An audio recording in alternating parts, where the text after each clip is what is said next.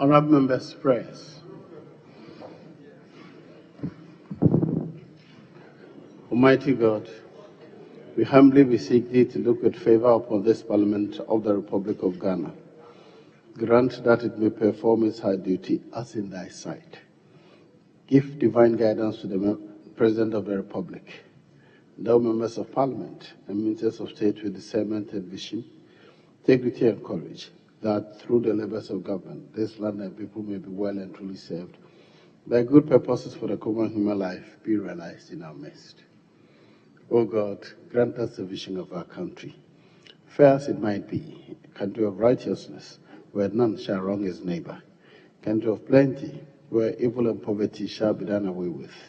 Country of brotherhood, where all success shall be founded on service and honor shall be given to the deserving.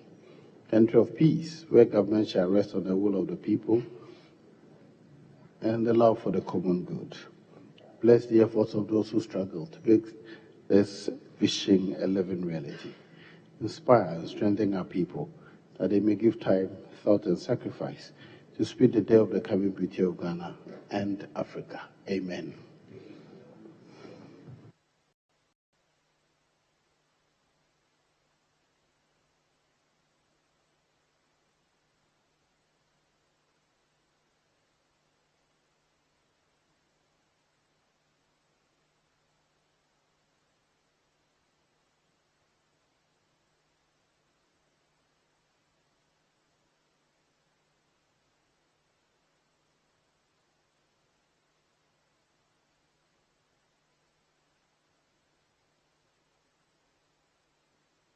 Honourable members,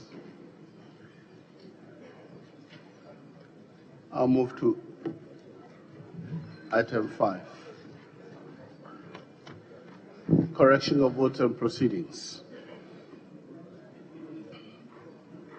We have the votes and proceedings of Wednesday, July 10th, 2024. Page 1. Page 2.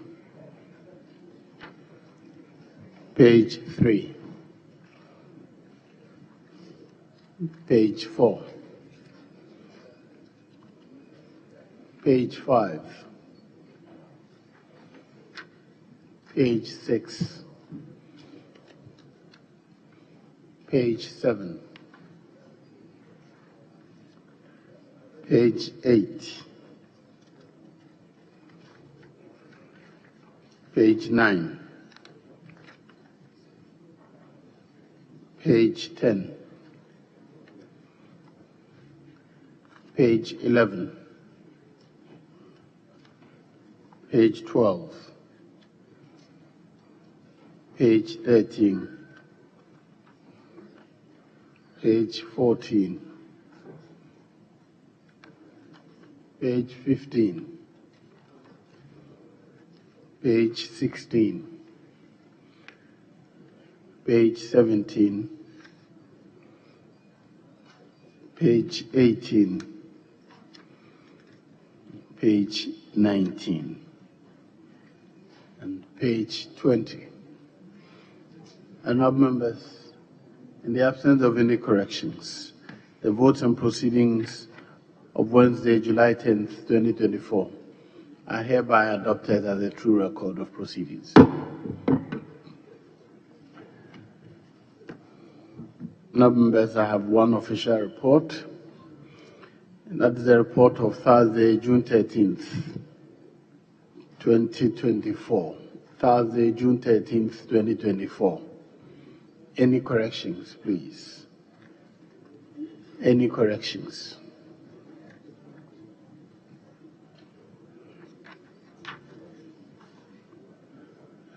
In the absence of any corrections, the official report of Thursday, June 13th, 2024 is hereby adopted as a true record of proceedings.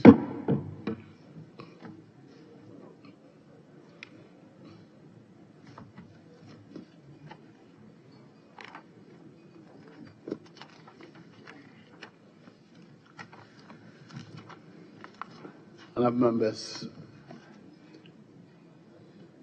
I move on to item 6. urgent questions to be answered by the Honourable Minister for Employment and Labour Relations. Yes, Honourable Minister, you may take your seat.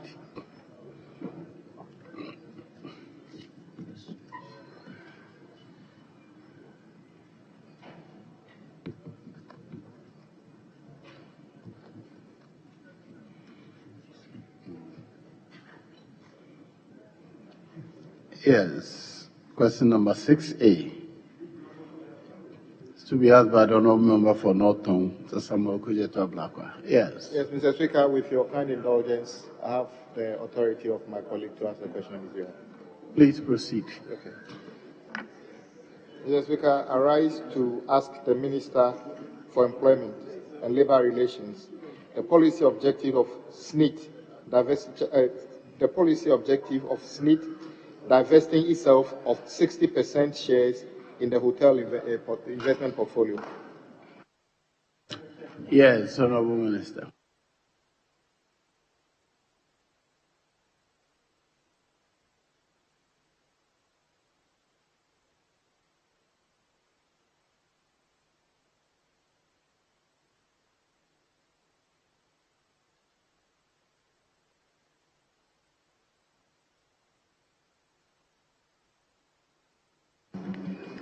Thank you, Mr. Speaker.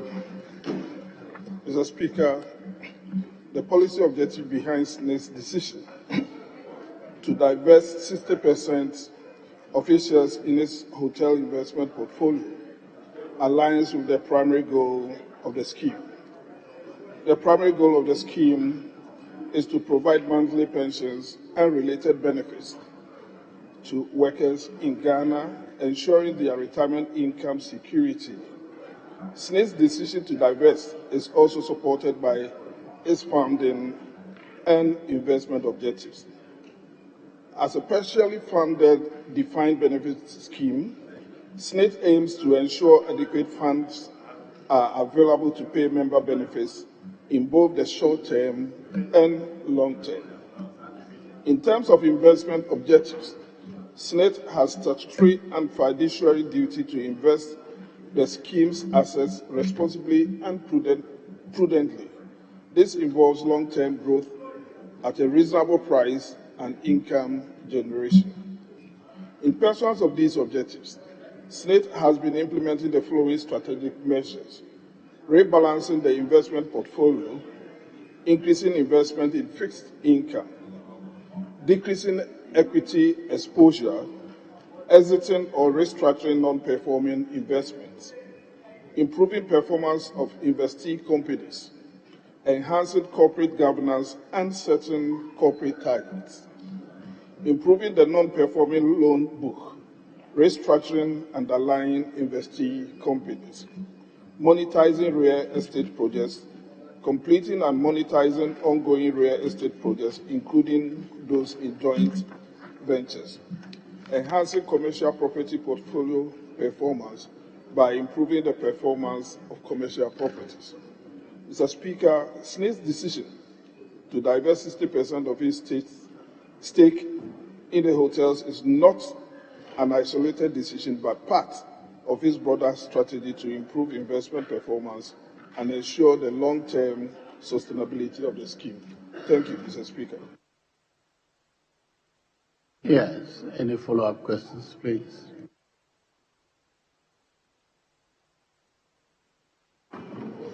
Mr. Speaker, I thank you for the opportunity. May I ask the Minister, we all know Snit investment portfolios are not only in hotel business.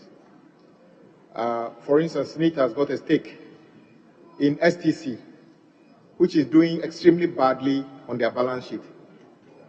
Why is Snit not cutting their losses by getting rid of their investment in those ones that are doing badly, rather than selling out from some of the hotels that are actually doing relatively better?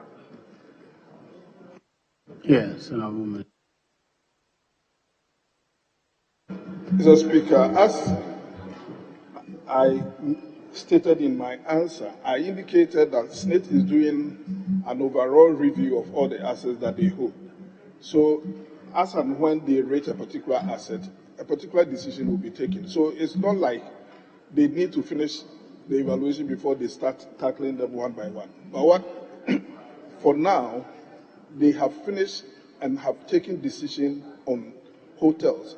When that is done, it is likely they will move on to other assets. So the fact that they are handling the hotels does not mean that they can also not look at other forms of assets.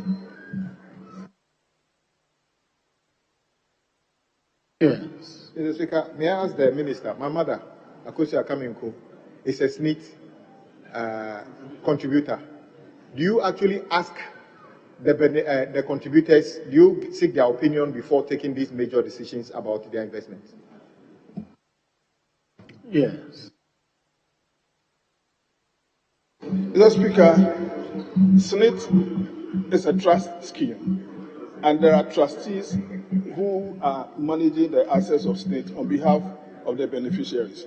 So the board members who are licensed as even trustees are the ones who take investment decisions on behalf of the members. One more.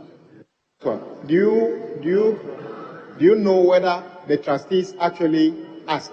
Because I asked my mother particularly, have you ever been consulted by anybody at SNIT or related organization as to how they invest your money or disinvest your money? And her answer is, nobody has ever asked or sought her opinion on anything. Do you know whether the trustees ever ask the contributors whether these decisions they are advising you to take or SNIT to take is born out of the opinion of the contributors? Yes. Mr. Speaker, this is a question I have never asked before, but I also think that the trustees do not necessarily have to ask because they have constituent bodies, and it is these constituent bodies that brought them on the board. So the relationship between them and their constituent bodies is something I wouldn't be in a position to tell at this stage. Thank you. Yes. Mr. Speaker, I want to find out from the Minister, given the controversies, the brouhaha, and the public outcry against this intended action, you as Minister, from a policy point of view, would you consider,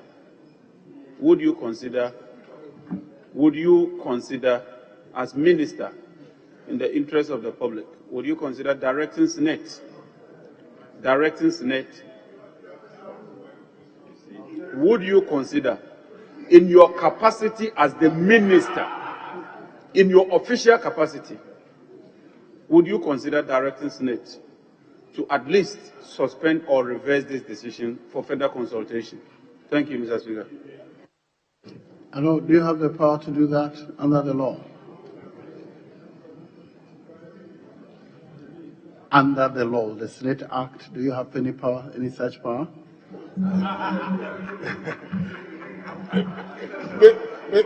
Mr. Speaker, I want to believe my colleague is asking me of my personal opinion. No. But unfortunately, Snit is a corporate entity. They have their board, and the board is responsible for investment decisions that they take. There is even one unit between me and them, that is the regulator of the pension schemes. But even with them, still Snit has, the board has that responsibility to be able to take any decision that they deem fit so far as Snit is concerned. Yes. Mr. Speaker, I want to find out from the Minister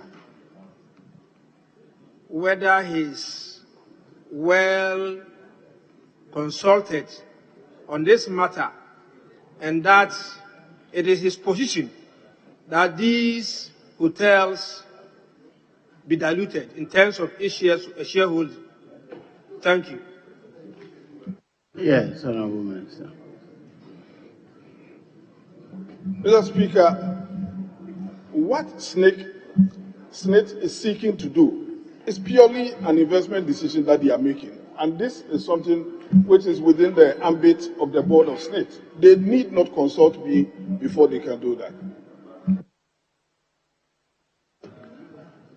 Yes. Mr. Speaker, in view of what is going on, I want to ask the minister who the board is answerable to. The board of Snit, who are they answerable to? Kindly ask your own question. Kindly ask your own question. Mr. Speaker. Yes, I'll move on to the next. The next question is also to be asked by the same honourable member for Norton. Mr. Speaker, yes, you may proceed. I thank you for the opportunity to ask the Minister for Employment and Labour Relations why Snit considers only the sale option in its quest to intervene in its hotel investment portfolio. Yes.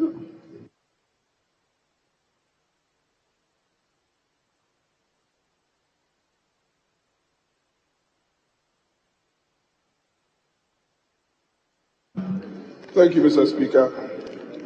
Mr. Speaker, under Snit's investment policy, the scheme is permitted to adopt an acceptable exit method for its investment portfolio. For its hotel investment portfolio, Snit previously put in place several measures to turn around the business. These included changing board members, changing management personnel, and involvement of international management companies. In addition, Snit provided maintenance, statutory payments, and maintenance of capital expenditure. Ordinarily, these payments should have been borne by the hotels. Despite these efforts, returns from the hotels were either low or negative. As a result, Snit could not afford to continue spending pensioners' funds to bail out these hotels. The sale of a majority stake in the hotels formed part of Snit's broader strategy to enhance the performance and the sustainability of the scheme's investments. Mr. Speaker, it is worth noting that having a majority stake or wholly owning a company does not guarantee performance. For instance, Snit holds minority stake in West Hill Mall Limited, Broil Ghana Limited, GCB Bank, Republic Bank Ghana, Goil Ghana Limited, Ecobank Ghana, and Standard Chartered Bank Ghana. Despite Snit's minority stakes in these companies, returns on Snit's investment in these companies have been positive and relatively higher. In conclusion, Mr. Speaker, Snit considered only the sale option for its hotel investment portfolio as a strategic decision after multiple attempts at restructuring proved insufficient. Selling 60% of its shares is deemed the most viable solution to prevent further depletion of resources and to bring in private participation. Thank you. Yes, Honorable. Mr. Speaker, Minister, your answer gives the impression that all these hotels were making losses. But is it the case that some of the hotels are actually very viable, yet you are actually making profit and paying dividend to government? Is it okay to actually diversify or dilute your investment in an investment that is making profit and paying dividend to government? Is it a good business activity? Yes, Honorable Minister. Mr. Speaker, I want to believe my colleague did not listen to me fully, because I answered by saying that some of the investments are either making low returns or making losses. So it is not in all cases that they are making losses. But even for those that are making profit, the rate of returns are lower. But, Mr. Speaker, even on a broader distance, an investment decision can be taken at any time concerning any asset that one owns, be it making profit or not, depending on whatever whoever is taking that decision wants. So it is not in all cases that only bad assets are so. In some cases, assets may be good, but you sell it at a time when you can get the optimum results. Yes. Mr. Speaker, the Honourable Minister, a number of people in this House run businesses. A number of people in this House run businesses. And yourself, I know you are a businessman. The question I have for you is this, and I asked that question earlier. Snit has got a significant investment in STC, which is making bad losses. You are not focused on cutting your losses in Snit. You are rather intending to sell a business unit of your portfolio which is making profit. So I'm asking you whether it is the case that you have decided to diversify, and whether they are making profit or not, you want to get rid of it anyway. Honourable Minister, hold on. Let me listen to Leader what his objection to the question is. Yes. Speaker, the conditions of admissibility of questions are set out in our orders. And Order 88K provides, questions shall not contain any arguments, expressions of opinion, inferences, imputations, epithets, or controversial, ironical, offensive expressions or hypothetical cases. My colleague gets up and is always arguing his questions. Mr. Speaker, with the greatest respect, the leaders are not bound by the office.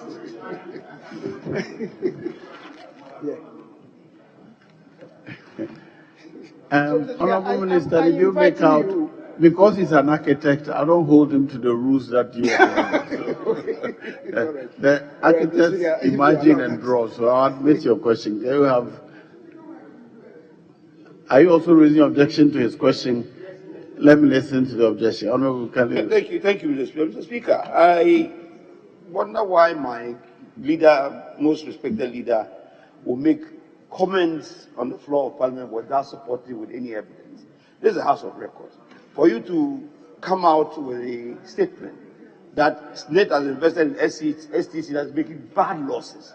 I don't know where he's finding these bad losses from, or how he's supporting these bad losses here in this floor. Where is the evidence? All right, the Honourable Minister will respond to that. Yes.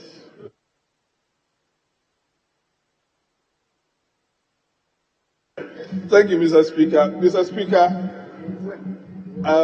in the first place, I'm not in a position to confirm or deny the assertion being made by my colleague who asked that question as to whether STC is making losses or not. But I want to reiterate the point I made earlier on.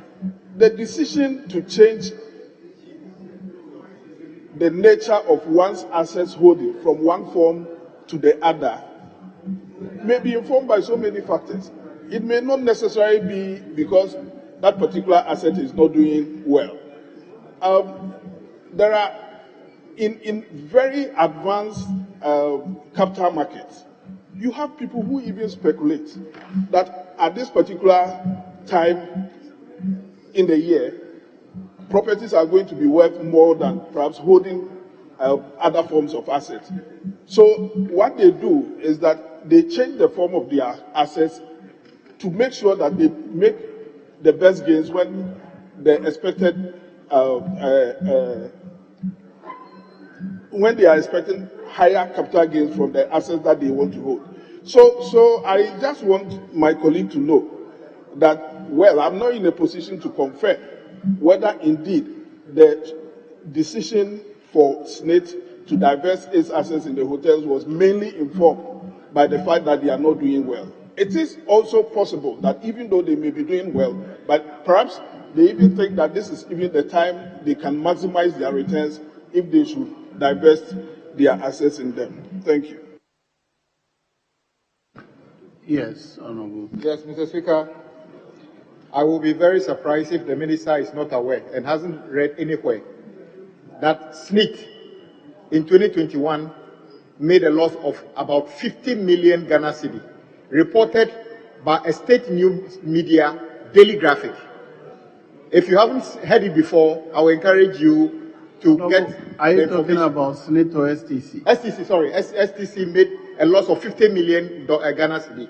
If you say you haven't heard it before, I will be surprised. But you also went on to say that in business, you can still sell an asset because you think that it is at the peak of its value. But that is when it's your private business. We are saying that you have invested the money belonging to my mother's 40 years working as a teacher.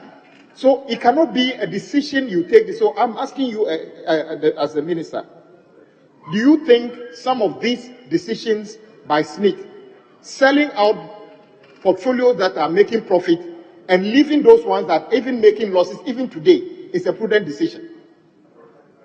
The question again, is it common practice for businesses to sell out profit-making units and leave loss-making ones to keep running? Is it a normal business practice? Yes, Honorable Minister. Thank you, Mr. Speaker. Let my honorable leader know that Snit is taking the decision it is taking now just because they want that your mother that has worked for 30 years to retire and have a reliable income. Because if they don't do that now, they will use that money that otherwise they will have given to your mother in some years to come to go and service these hotels. So now is the time for them to take the decision so that they can reinvest it and make higher returns on it so that by the time your mother retires, she will have something to live on. But in coming back to your substantive question, Mr. Speaker, what I said, and I want to emphasize it, that there are so many decisions, so many things that may be taken into consideration before one decides on whether or not to hold on to a particular asset. Some can be because the assets are giving out returns which are negative. The returns can even be positive, but still not the best that perhaps you can find in the industry. It can be because perhaps if you dispose of it now and invest in some other returns, it is likely you will even have higher returns on it. So Snit have actually taken all this into consideration, and they are convinced that disposing of these assets now and reinvesting the returns in some other areas will rather yield more dividends that will take care of your mother's future should she retire after 30 years. Actually, she's retired and she's not getting enough. Sorry, leader, I think you've done 3 already. Oh, no, this is the second question. This is the last one. This is the third one. Yes. Very well. Mr. Speaker, will you agree with me that Snit investment portfolios are being mismanaged? It's a question, direct question. Will you agree with a section of the country that says that Snit is mismanaging the investment portfolios based on the decision of Snit to get rid of viable investment portfolios and leaving non-viable investment portfolio? Will you agree with those Ghanaians who say that Snit is mismanaging the investment of pensioners? Yes, Honorable Minister. Mr. Speaker, this is a question I can never accept, a position I can never accept, that Snit is mismanaging the investment portfolios that are within their domain. In fact, if they had allowed these hotels to rot, then in that case, I will agree with you on the assertion that you are making. But by taking this particular decision, it tells me that Snit is forward-looking, very prudent, and are trying to arrest any future decay that may arise in the sector. Thank you.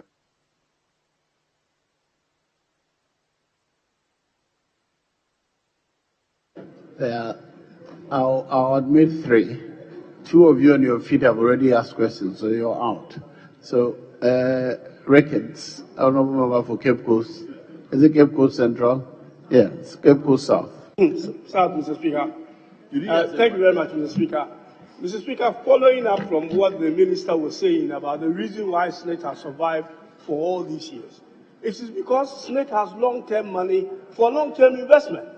If you are selling about 60% of your long-term... Kindly ask your question, Honorable. Yes, this is not a debate. This is a question time. Go straight to your question. Leading to the question.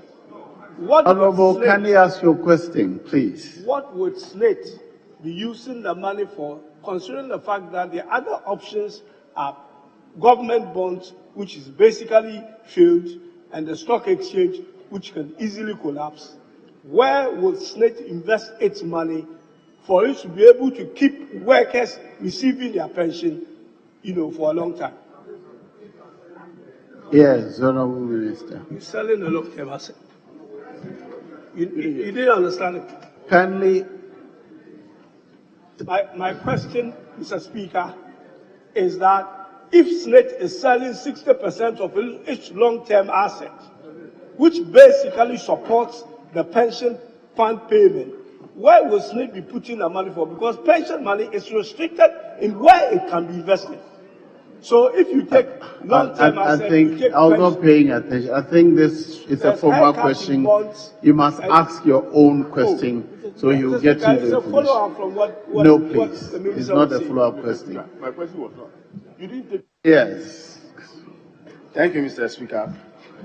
I would like to find out from the Minister that the President have issued a directive. The President have issued a directive to halt the sale of the hotels. And then the Snit board is going ahead. In your opinion, what would be your advice? Sorry, I didn't get the question. You said the government has issued the President have issued a directive to halt the sale of Snit Hotel. The sale of the Snit Hotel through NPR. Through NPR, the National Pension Regulatory Authority. National Pensions Regulatory Authority, yes, has issued instructions to Snit to solve. To halt. It's a directive from the presidency. Does it mean the board is superior to the... Does it mean the board is superior than the president's directive? Yes, Honorable Minister. Thank you, Mr. Speaker. Mr. Speaker, in the first place, the President has not directed Snit to stop going ahead with its investment, changing the form of its investment portfolio. Yes, it is true that NPRA came up with a directive, but I will appreciate if my brother, my colleague, really read the directive from NPRA. It said it needed to be furnished with all information relating to the sale of the hotels, which Snit has since done that. So it wasn't like a direct decision that Snit should not go ahead to do anything, but then Snit can only go ahead when which is the regulator within the field, had actually certified that they have seen all the documentation and the processes and they think that they are good to go.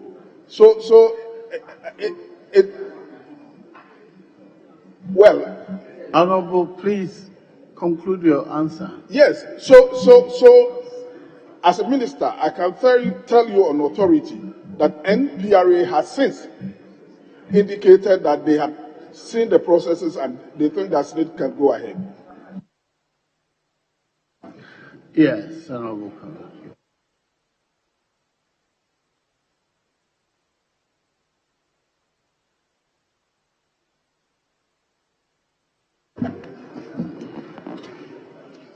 Mr. Speaker, will the minister accept that part of the unprofitability of the hotels, the Snit hotels, emanate from government's direct interference in the appointment of general managers for hotels when government itself is not a shareholder. Thank you. Yes, Honorable, are you aware of any such fact? Mr. Speaker, I cannot accept his assertion. Very well. Honorable Minister. Oh, sorry. Honorable Member for Doma West, is that right? Doma Central, very well. Yes, you are. Mr. Speaker, I would like to find out from the Minister if this sale of Snit assets is the first time that Snit is selling any asset in this country. I'm being inquisitive a little bit. Thank you.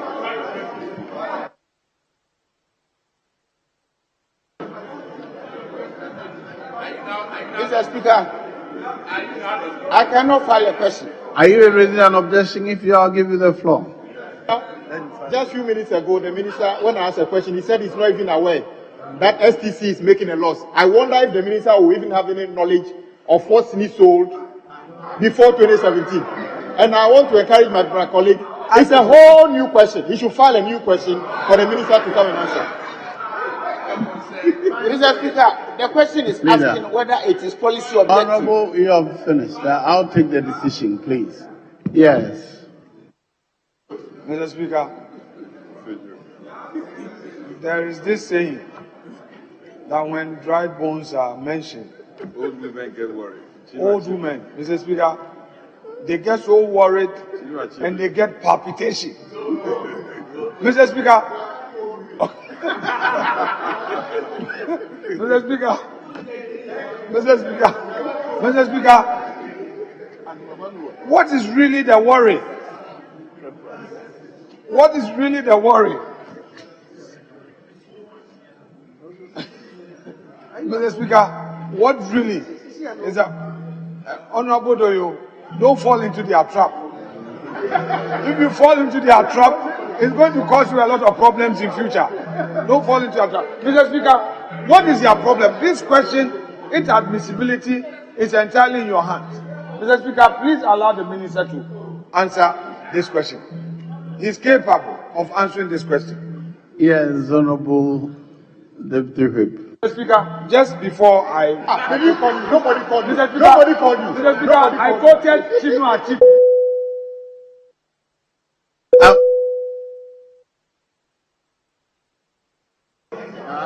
Mr. Speaker, thank you for the opportunity. Mr. Speaker, I will plead with you to call the majority leader to withdraw that statement about old women. Because when men are old, we don't attack them. We were here when we had, as at now, we have a president who is over 80 years. No woman has attacked him.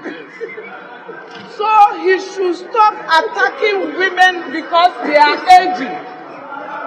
If women are aging, it's not a crime. Like the way men are aging and it's not a crime, if women too are aging, it's not a crime. Mr. Speaker, they should stop attack on women, especially when you cross 40. Then they start attacking you. Meanwhile, the men who are attacking us, that we are old, cannot do all night long.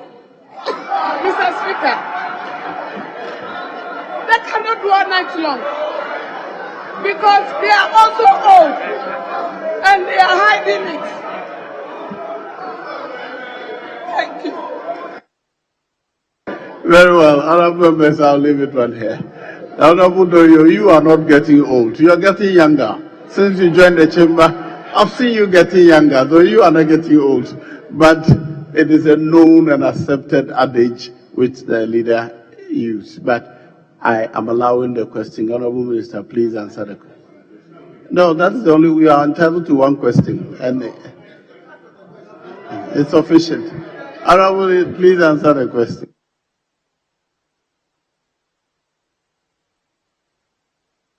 Mr. Speaker,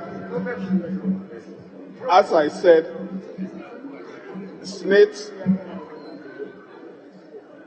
on regular basis do the evaluation of their assets and take decisions on them, some of which sometimes lead to disposing of some of these assets. So what is happening now will not be the first time Snit will be disposing of an asset by selling it. But Mr. Speaker, if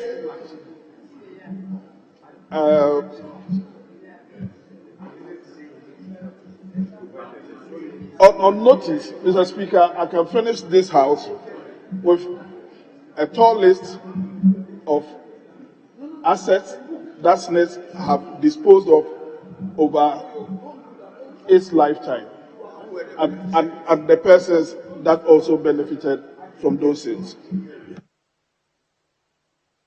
Very well, honorable members.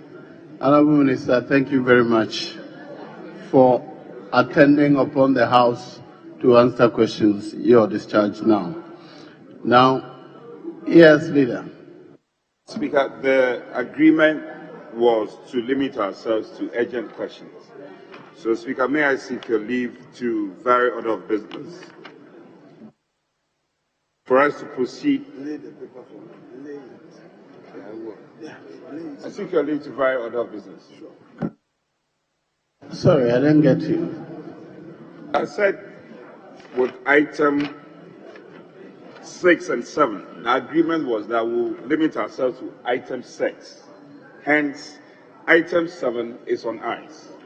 So I'm seeking your leave to vary order of business. And do what? And proceed to take item 10, laying of papers. Correct. With your leave. Yes. Minority table. Yes, Mr. Speaker, the agreement is to lay the particular paper caption item number 10 on today's order papers. Very well. So item at the commencement of public business, item 10, laying of papers, presentation of papers, actually. So which particular one, please? So item 10L on page 8. And may I further seek your leave to take it for on behalf of the Speaker, who is the chair of the selection. Very well. Item 10L. Chairman.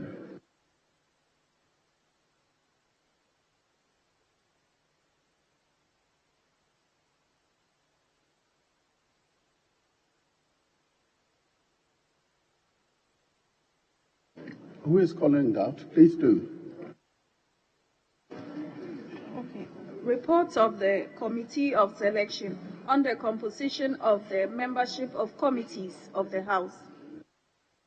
The report is duly presented for distribution to members. Members, before we proceed to the next one, kindly permit me to acknowledge our guests from various institutions of learning that are visiting Parliament today. We have from the University of Ghana,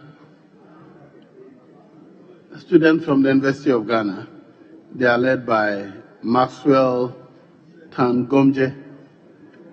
He is the president, and they are from Ayewaso West Wuogon, 28 of them.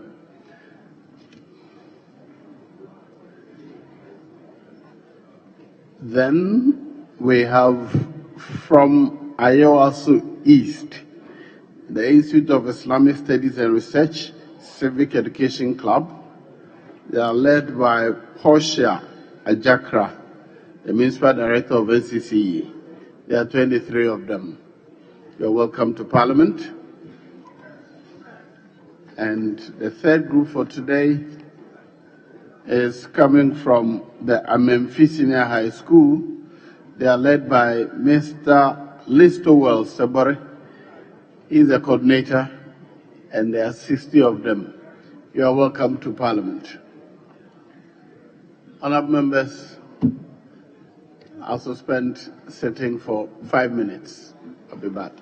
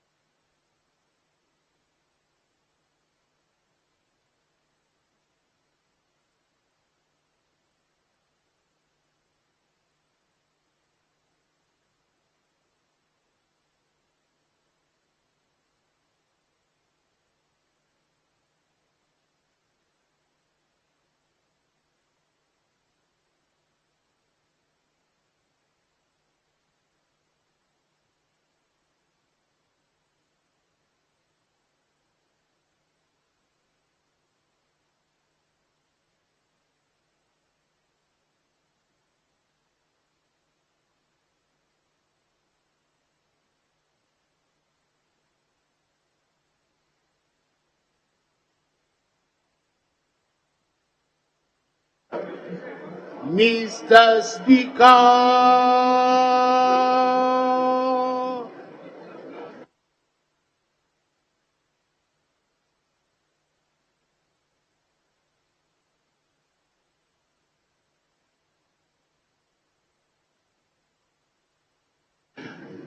Yes, Honorable Leader, let's proceed. Speaker, Yeah, that's what I was telling you. We should be proceeding to item 11 on page 10. Page 8 instead. Item 11. Speaker, may I seek your leave for it to be taken by the Minister for Parliamentary Affairs? Yes. Honorable Minister for Parliamentary Affairs.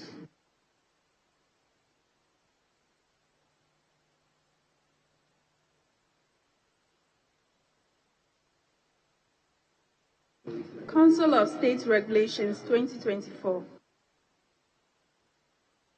Honorable members, the paper is duly presented.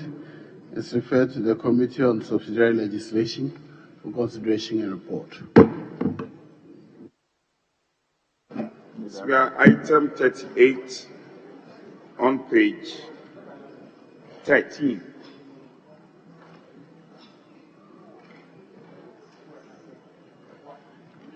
So where the motion was taken, we got to a question being put.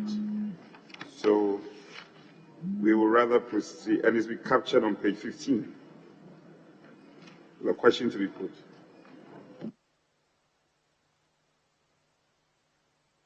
Yes, Moderator Bench. Yes, Mr. Speaker, we worked on this the last time but couldn't do the third reading. The information we have from both sides of the dividing on the committee suggests that we can go ahead and put a question. Very well, so I'll put a question. Yes, Leader. Mr. Speaker, I think for the avoidance of doubt, after the debate, it was decided to exempt 8 of the contracts, and they are captured on pages 14 and 15 as Roman numbers VII, IX, XI, XII, XVII, and XVIII. So those are exempted, 8 of them. So the question will be put on the others. 11. Sorry, let me be clear in my mind. What I have here are IX, X, XI, XII, XVI, XVII. That is 6. Which other 2 are to be exempted? The figure is VII, that is Roman number 8. Okay. That's where it starts from. And then you have IX, X, XI, XII, XVI, SVII, and XVIII. So I think in all, XVIII. 8. Very well. Yes. Honourable members, I'll put the question, but let the record reflect that the question that is going to be put does not include items VI, IX, X, XI, XII, XVI, XVI, and XVIII. So I'll put the question on the rest. And the question is, at the conclusion of the debate, all in favor of the House adopting the motion, say aye. Aye. All against, say no. The ayes have it. The motion is carried in respect of the items excluding those previously enumerated. Now I'll move on to item 39, the resolution. Yes. Yes, Speaker, consequentially move on to 39. May I seek your leave for the said item to be taken by Minister for Parliamentary Affairs? Yes. Mr. Speaker, yesterday somebody said it appears he's been left in the House to be doing the work of some ministers. So who am I to impede the work of the leader emeritus from taking this? So for this week, it appears this is what we are going to have. The leader emeritus is playing the midfield role today. So, yes, Honourable Minister for Parliamentary Affairs, you may move motion number 13, resolution number 39, page 15. Mr. Speaker, if the minority chief whip is in the House and an issue comes up for discussion and you don't hear from him, the Speaker, then something must be wrong with him that day. He must be heard, and he's always heard. The Speaker, I beg to move that this House adopts the resolutions. Honorable, it does appear that the resolution is not one. Yes. There are a number of them, so compositing all you of may them. move all of them I'm together compositing all of them. because they're respected. Yes, please. Yes, that we adopt the resolutions captured as items 39 to, and 39 is on page 15, to resolution number 57. On pages 29 and 30. Safe to say, Mr. Speaker, that there are commensurately resolutions that will have to be exempted, and they relate to resolutions 46, 47, 48, 49, 50, 54, 55, and 57. If I may go over, resolutions 46, 47, 48, 49, 50, 54, 55, and 57, to reflect those contracts that were exempted. Speaker, I so move. Yes, any seconder? Yes. Speaker, I rise to second the motion moved. And our members, the motion to adopt resolution less those enumerated by the Minister for Parliamentary Affairs. I hereby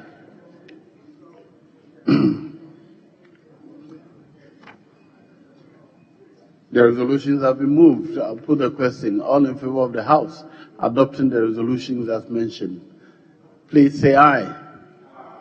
All against say no. The ayes have it. The resolutions numbered 39 to 50.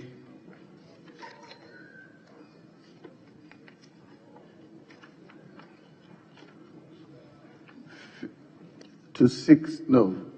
Speaker, it's 49 to 47, excluding resolutions in respect of the items already excluded, are hereby adopted by the House. Thank you. Yes, what next? Speaker, shall we now move on to page 31 and take item 62, the Ghana Civil Aviation Bill 2024, the consideration stage? Yes.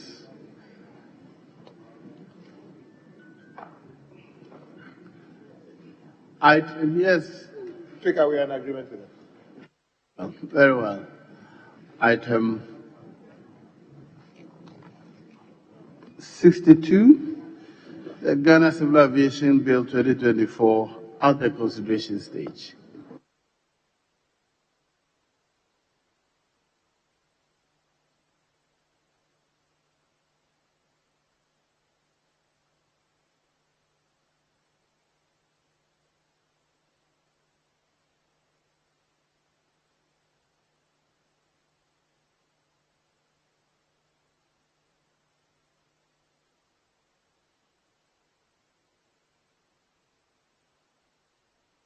Yes. Honourable members, we are continuing from page 6, is that right?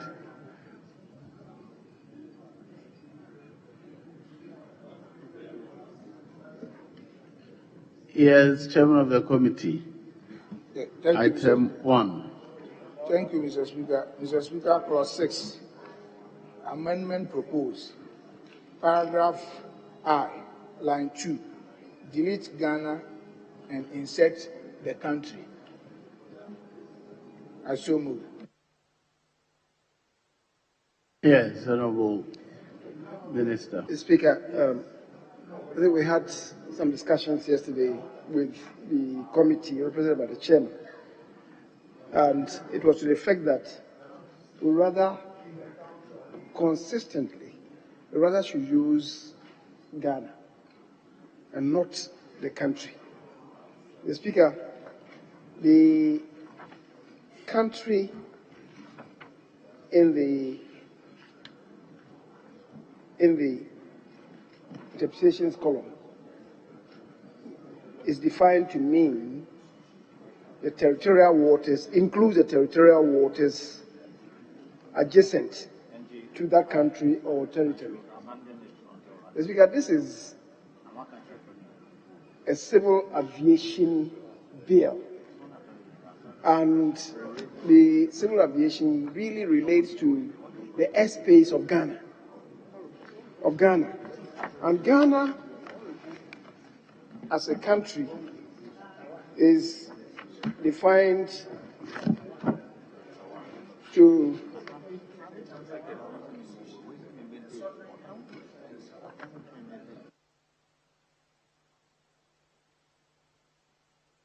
Mr. Speaker, is defined in Article 4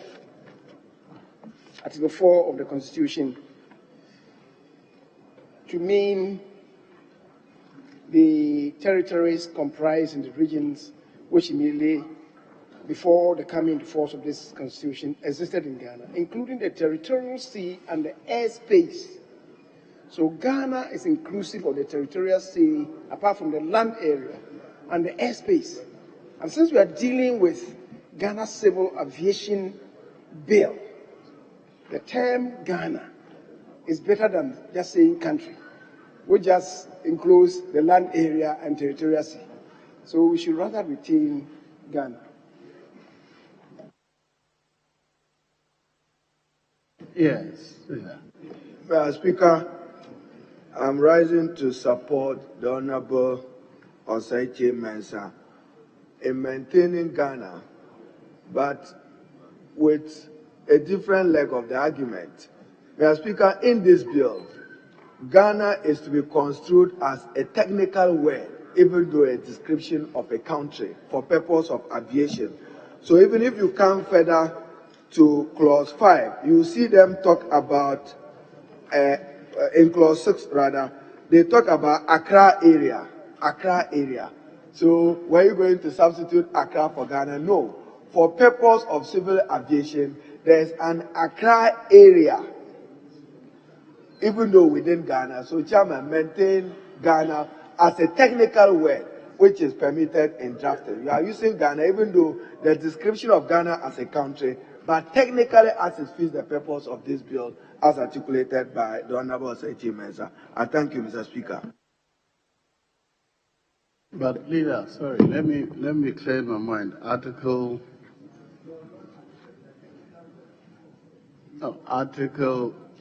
4 of the Constitution does not define Ghana.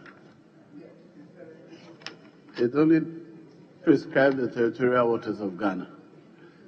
That's why I want to be sure that we are ad idem. Territories of Ghana. That is Chapter 2, Article 4. Territories of Ghana. And then the sovereign state of Ghana is a unitary state. So that will not be appropriate for definition of Ghana.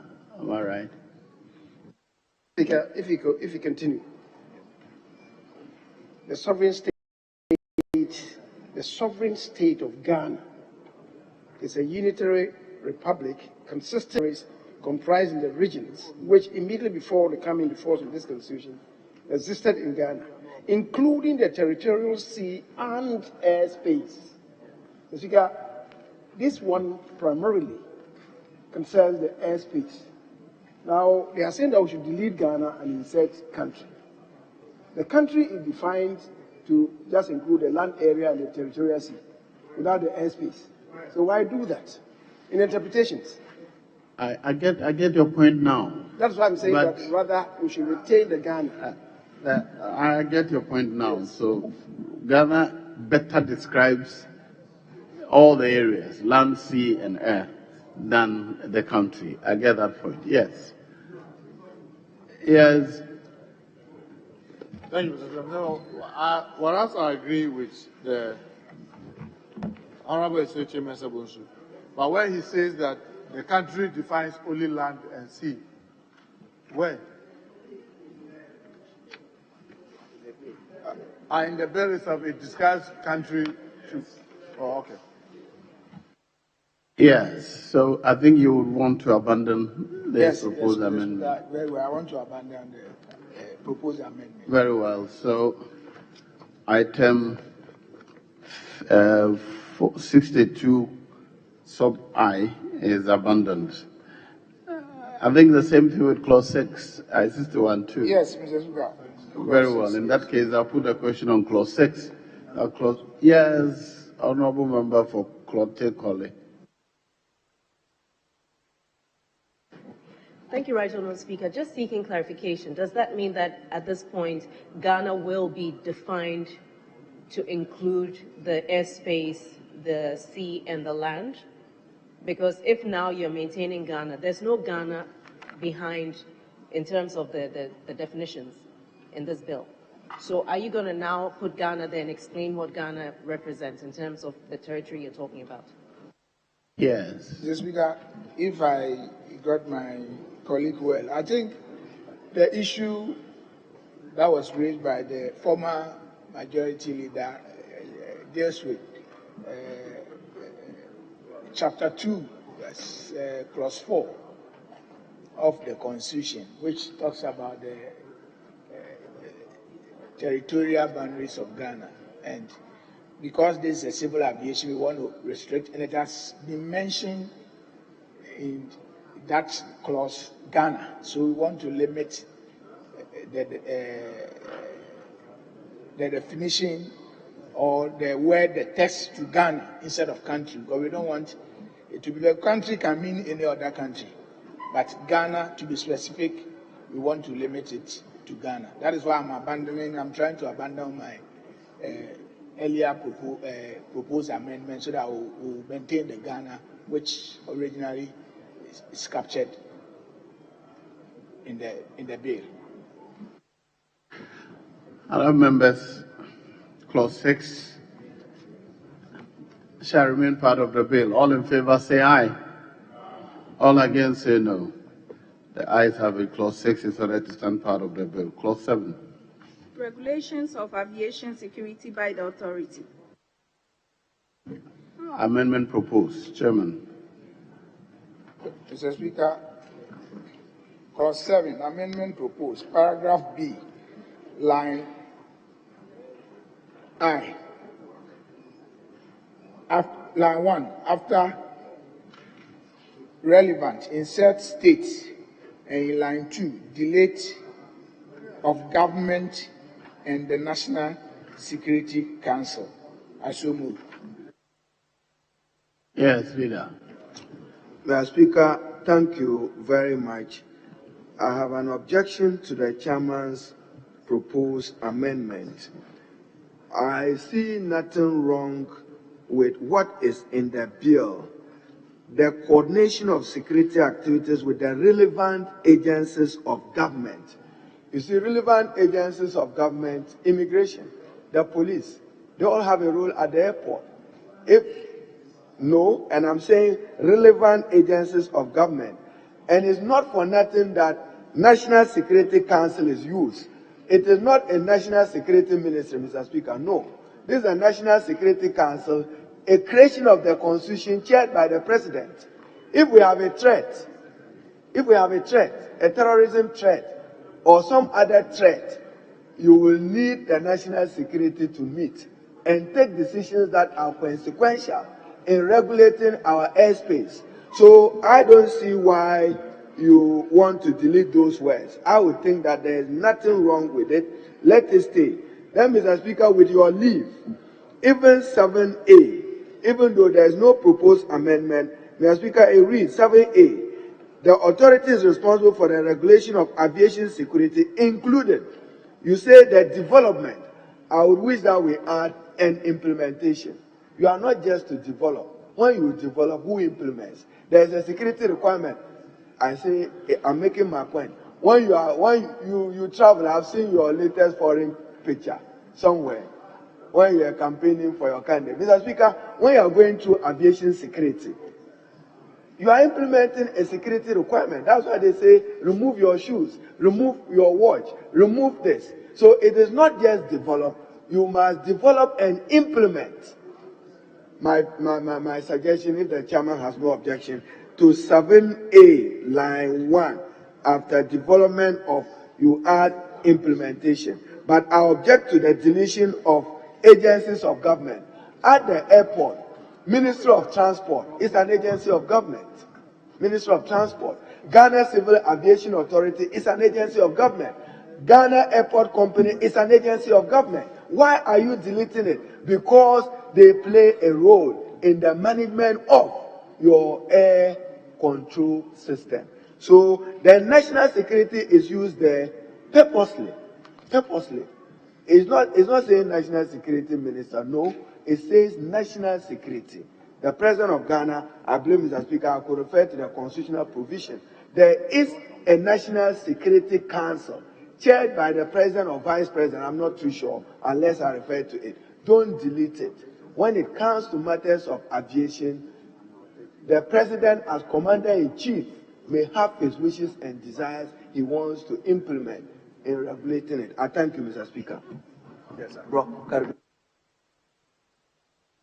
yes, Mr. Speaker, the proposal to delete what the chairman is talking about is based on a standard industry situation. Mr. Speaker, when you are on a British Airways getting to Accra, at a point in time, or any flight getting to Accra, at a point in time, the airline is supposed to, at least 2 hours before you get into the Accra flight information area, the airline is supposed to hand over data of everybody and everything on board that aircraft to Ghana Civil Aviation. Ghana Civil Aviation hands that information to a state agency to give clearance before Ghana Civil Aviation Agency relates back to the airline and give you clearance to land in Accra. There's a reason why we don't say publicly who gets that information, but because it's civil aviation, it is only known that civil aviation, we have gotten clearance from civil aviation to land. So the use of the word national security is not even conclusive because other agencies get involved in giving that clearance upon which civil aviation gives authorization for you to land. So we are deleting the use of national security because this is purely civil aviation. But the fact is that they work more than, it goes even, in fact, national security is even not it's a convoluted organ. It's not one unit. And we know that, yes. So the agency, we agree with the agency that when you just say state agency, in fact, that information is shared beyond even the national security, because National Security Council is not only, it includes immigration, when it comes to aviation, immigration, and everybody. So keeping national security there doesn't actually serve any purpose, and that is the only place it is even used in the bill. So after a thorough, interface with industry players, it is decided that the use of the word national security. Mr. Speaker, imagine if you were going to be landing in Afghanistan. They said that we need to get clearance from the national security of Afghanistan before you land when you are on a commercial airline. So it is not to say that national security does not matter. We are just saying that this bill is purely for civil aviation. So there's no need to introduce terms that makes anybody take our law and say that whenever they are even conducting their civil aviation in Ghana, we've been sharing their information with agencies that they cannot, ICAO does not control, because everything here is controlled by ICAO. ICAO is a civil organization. It's a civil organization. But if you're talking about maybe other, aviation issues, then it goes beyond that. So this is not to reduce the importance of other state agencies that aid the safety of Accra flight information area. But it's just that it is not necessary to put this in a law. The operators know who they relate to, and they will not tell you exactly who those agencies are. The president himself does not get involved in this, but his assignees or people he's asked to do this work do that. So, Mr. Speaker, it is not out of place. This is in line with the way the other laws related to aviation security, civil aviation security, are in the work, Mr. Speaker.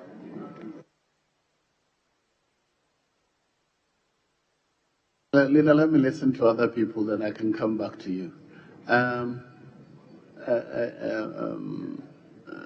Honourable Member Faso, say yes. Thank you, Mr. Speaker. Mr. Speaker, I want to agree with the amendment. You don't need to have the National Security Council there. Because, Mr. Speaker, if you go to the Constitution, Article 83, and you talk about the National Security Council, and you look at the composition of the council, I don't think anybody in professing a bill will be referring to this council as a council to play such a role at the airport. Mr. Speaker, with your permission, it reads, there shall be a National Security Council which shall consist of the President, the Vice President, and Mr. Speaker, the long list, it ends with 81-2.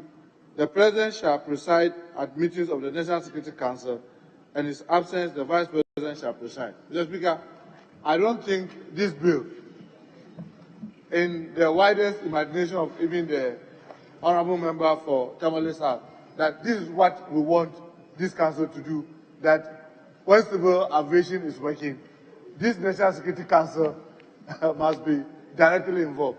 I think by just stating that with the relevant state agencies of government, it suffices.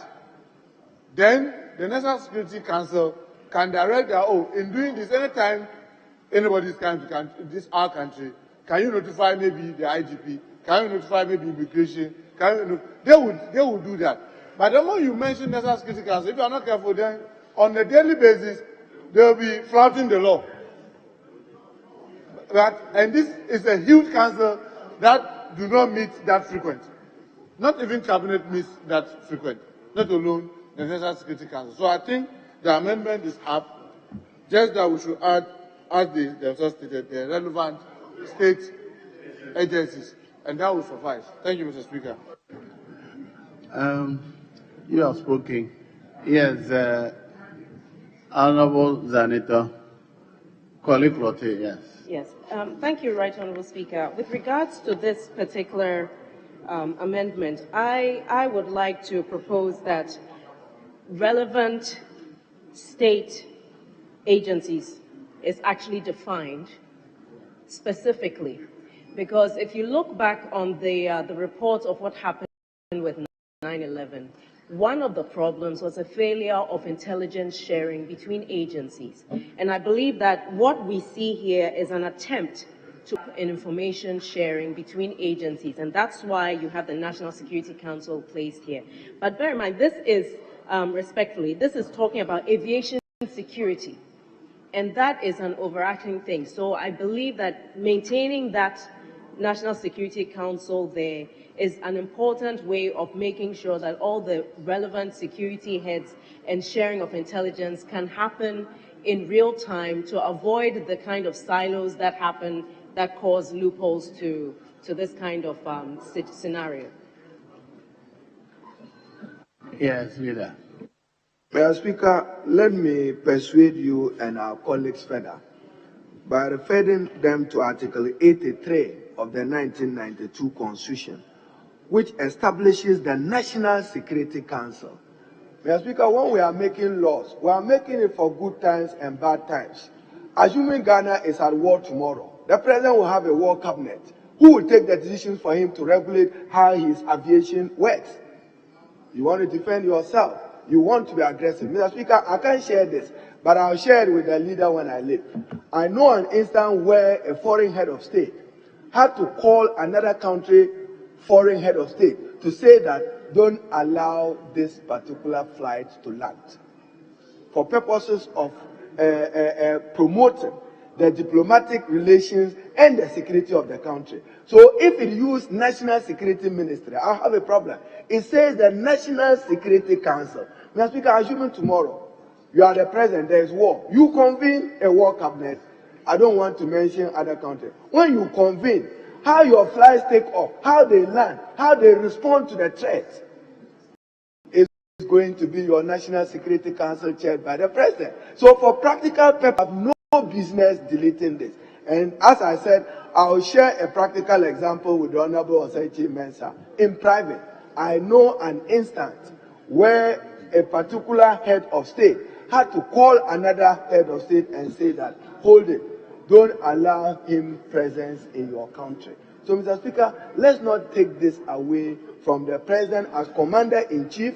We are not making laws because today Ghana is peaceful. Aviation is aviation. Tomorrow, if there is any threat to our security, who will convene a meeting for us to respond to protect ourselves? It's the president who is chair of national security as envisaged in 83. I will persuade them, but Mr. Speaker, I don't have any strong. My mother said that I should say the things I believe in. If you disagree and it consumes you tomorrow, I'll smile at you.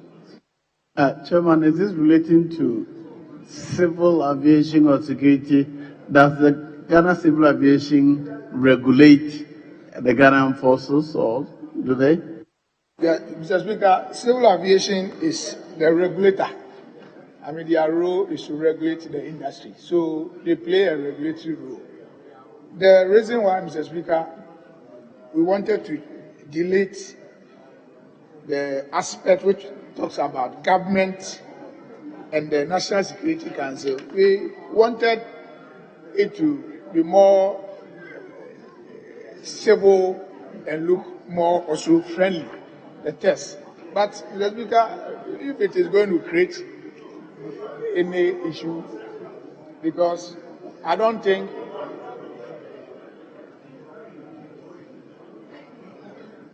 after the leader, I'll come to you. Yes. Mr. Speaker, I agree that the national security should be taken out. I agree that it should be taken out. Mr. Speaker, the amendment that they are proffering is to insert state after relevant, so that it will read the relevant state agencies. And that could include the National The relevant Security state Council. agencies includes the National Security Council. It includes it.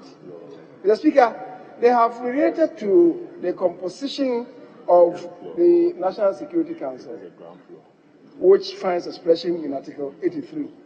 The relevant provision really is Article 84, the functions of the National Security Council, which includes considering and taking appropriate measures to safeguard the internal and external security of Ghana. That's the most important function. Mr. Speaker, they act in close collaboration with the authority.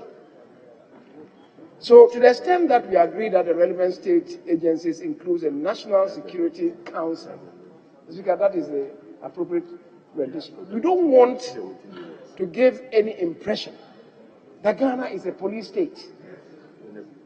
That Ghana is a police state.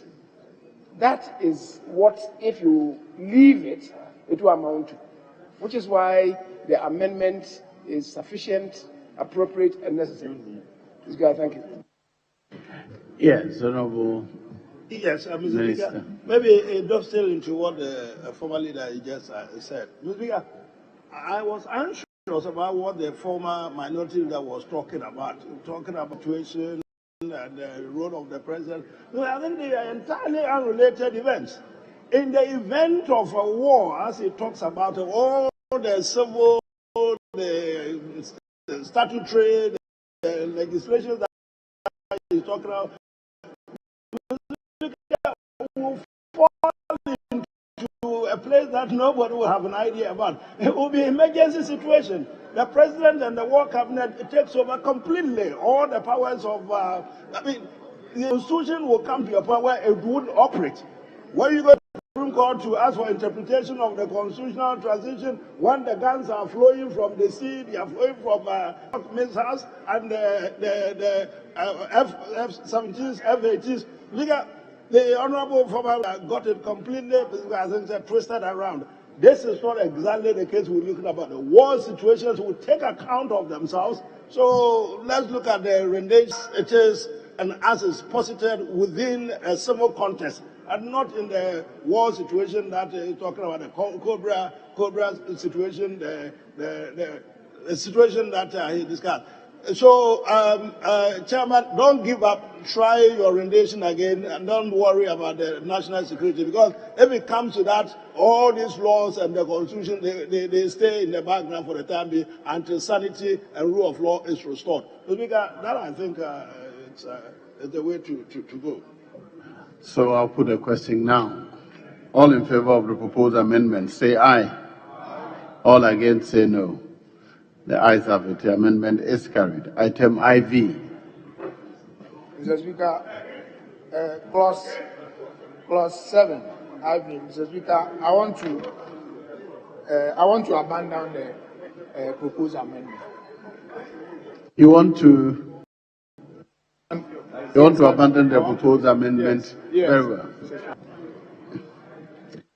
Yes, Tamale North. Mr. Speaker, I seek your permission and guidance. Okay. So please, I'm guided. Thank you. He wants to make an amendment, but that's not 7. So I'm asking him to allow you to finish 7, then he can come back to his point. Very well. So, clause 7 as amended shall stand part of the bill. All in favor say aye. All against say no. The ayes have it. Clause 7 as amended is ordered to stand part of the bill. Colleagues, can you give me 5 minutes again? I'll be back to join you shortly. Sitting is suspended for 5 minutes.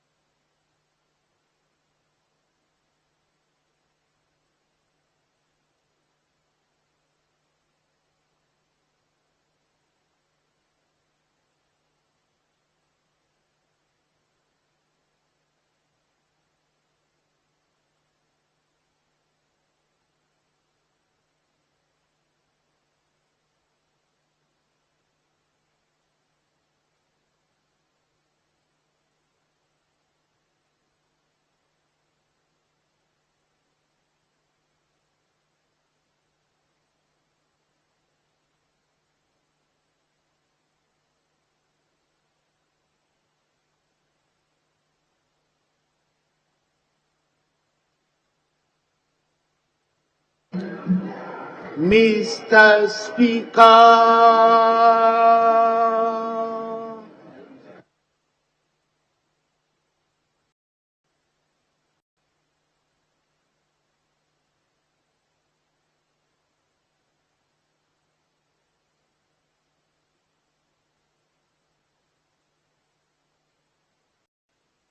All right, honorable members, let's proceed.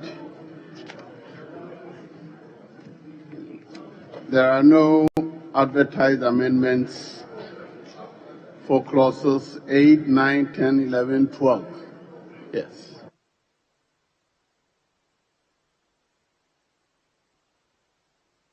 Yes, honorable member for Tamale North, you wanted to do something?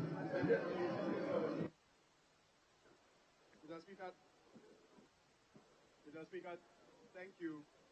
Am I heard? Mr. Speaker, thank you for the opportunity. I seek your guidance and your indulgence to take us a little back if you will allow. I have to apologize because I got this video and thank you for the last speaker and I feel sorry and I realized that I already got that of the process. So I propose, and I'm sure the people of this house will appreciate that was just last night that I said this here. Under clause 2, that we introduce in paragraph 8, training after safety. The object of the authority as A, regulate aviation safety, training and security.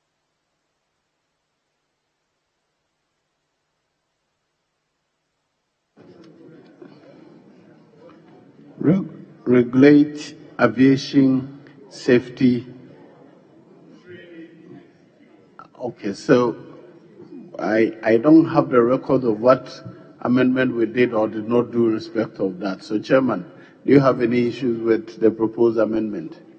No, Mr. Speaker, I think I have had a discussion with you. I don't think there is any issue, any injurious issue about the proposed amendment is to insert training after safety before end. Is that right? Honourable members, the proposed amendment is for the consideration of the House. I'll put a question. All in favor? Yes. Mr. Speaker, I was hoping that I was going to give a reason why he thought that was necessary. I thought it was obvious. Training in aviation must be regulated, and this agency will be the one to do it. I thought it was a matter of course. No.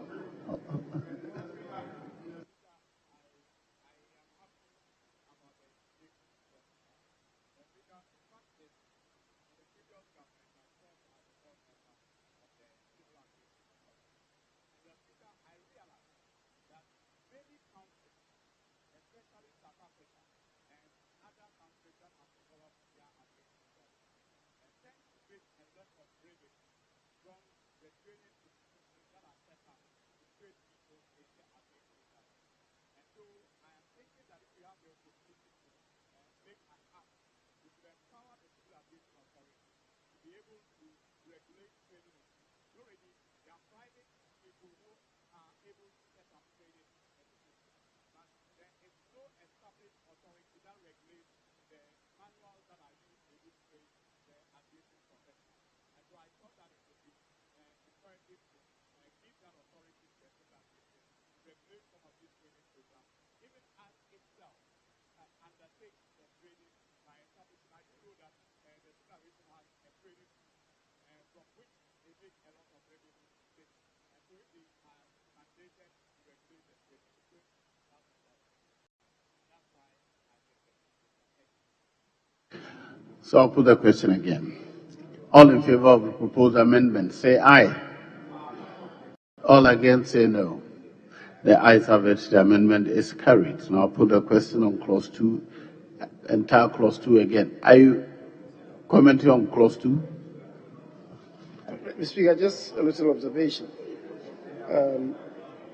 Two has a G, which more or less mirrors the A, would he propose that we insert training in G as well? Yes.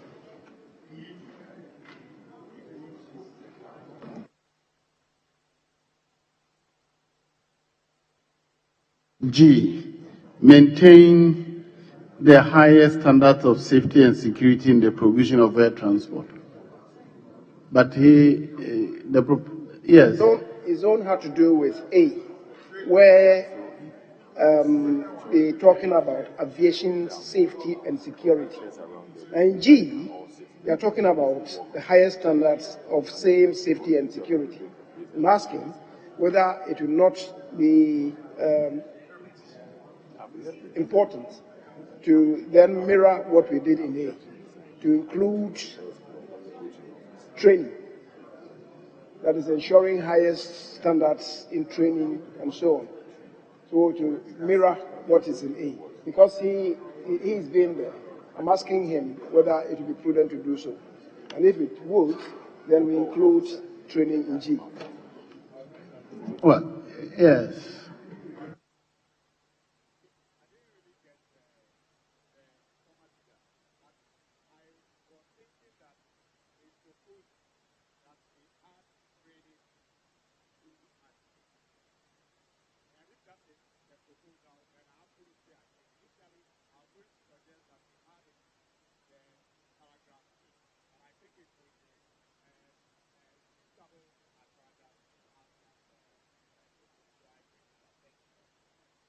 Very well. So the proposed amendment is to insert training, and training after safety, and then before you go to security. Very well. Honourable members, I'll put a question. On the same G? Yes. Speaker, that is so. Speaker, there's nothing like higher standards. Standards are either approved or not approved. So I think the language should be maintain the approved standards of safety, training, and security. Standards are standards, and standards are approved within the ICAO protocol. You can't have high standard, higher standard, and higher standards. So standards are approved by ICAO. And once that is met, that becomes the standard everywhere in the aviation industry. So the language should be approved standards. Mr. Speaker, I so submit. Thank you very much. Chairman, is this different from the convention you're trying to domesticate?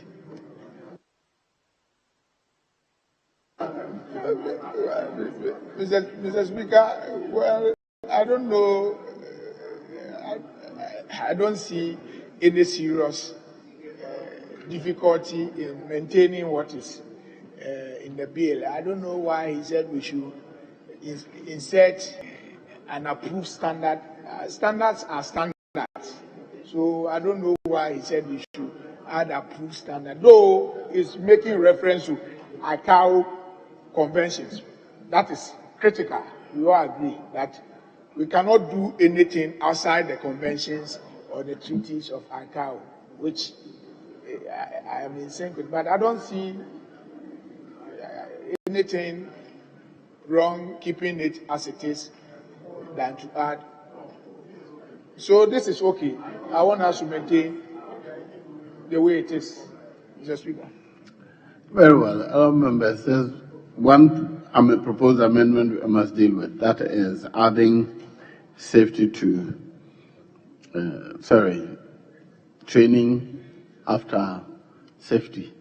But he wanted to introduce, delete higher standards and insert standards. I have a problem with approved, because the way you even implement the standard may be higher than the approved one. No, Speaker, standards are determined.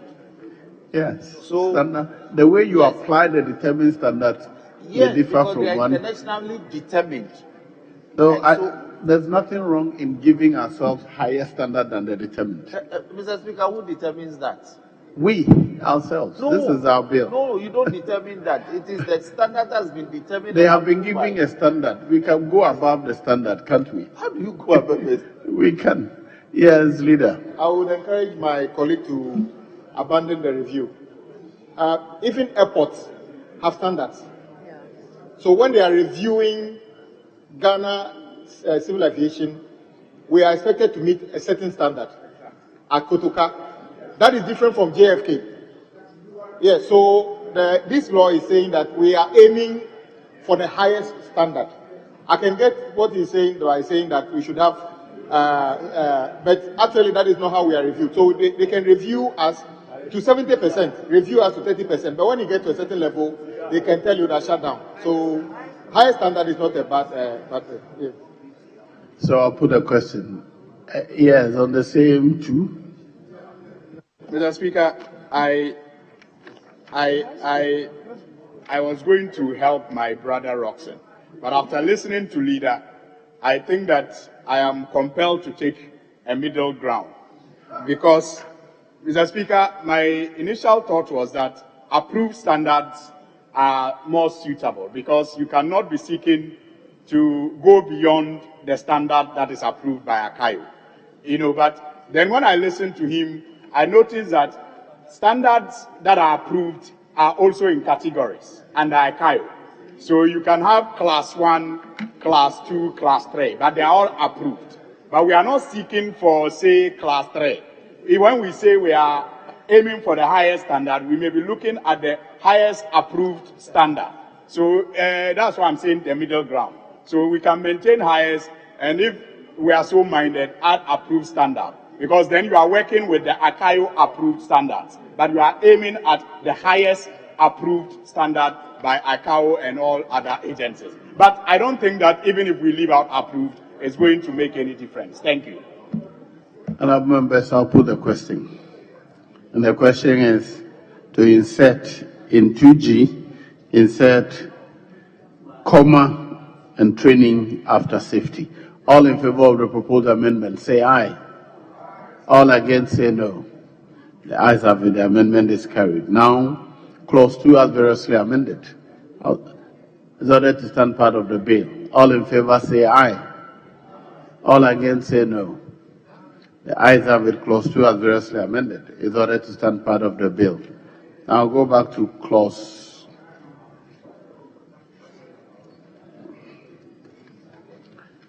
8. Regulations of aerodromes and aerodrome service provided by the authority. Clause 9. Economic regulations of air transport by the authority. Clause 10. Coordination of the implementation and maintenance of the state safety program by the authority. Clause 11.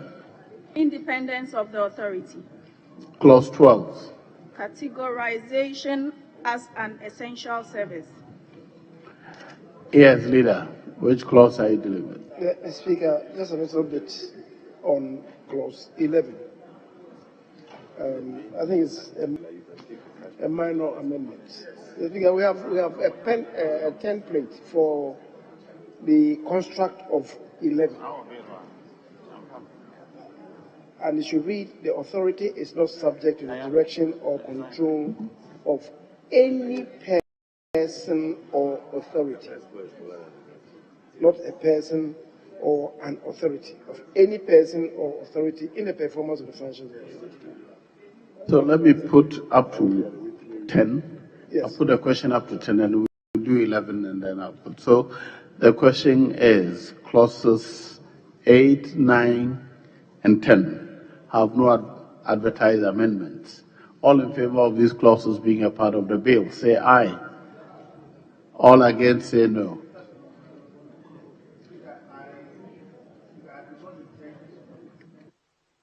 But I fear that we may have to take the clauses one after the other, Mr. Speaker. We have called them one after the other.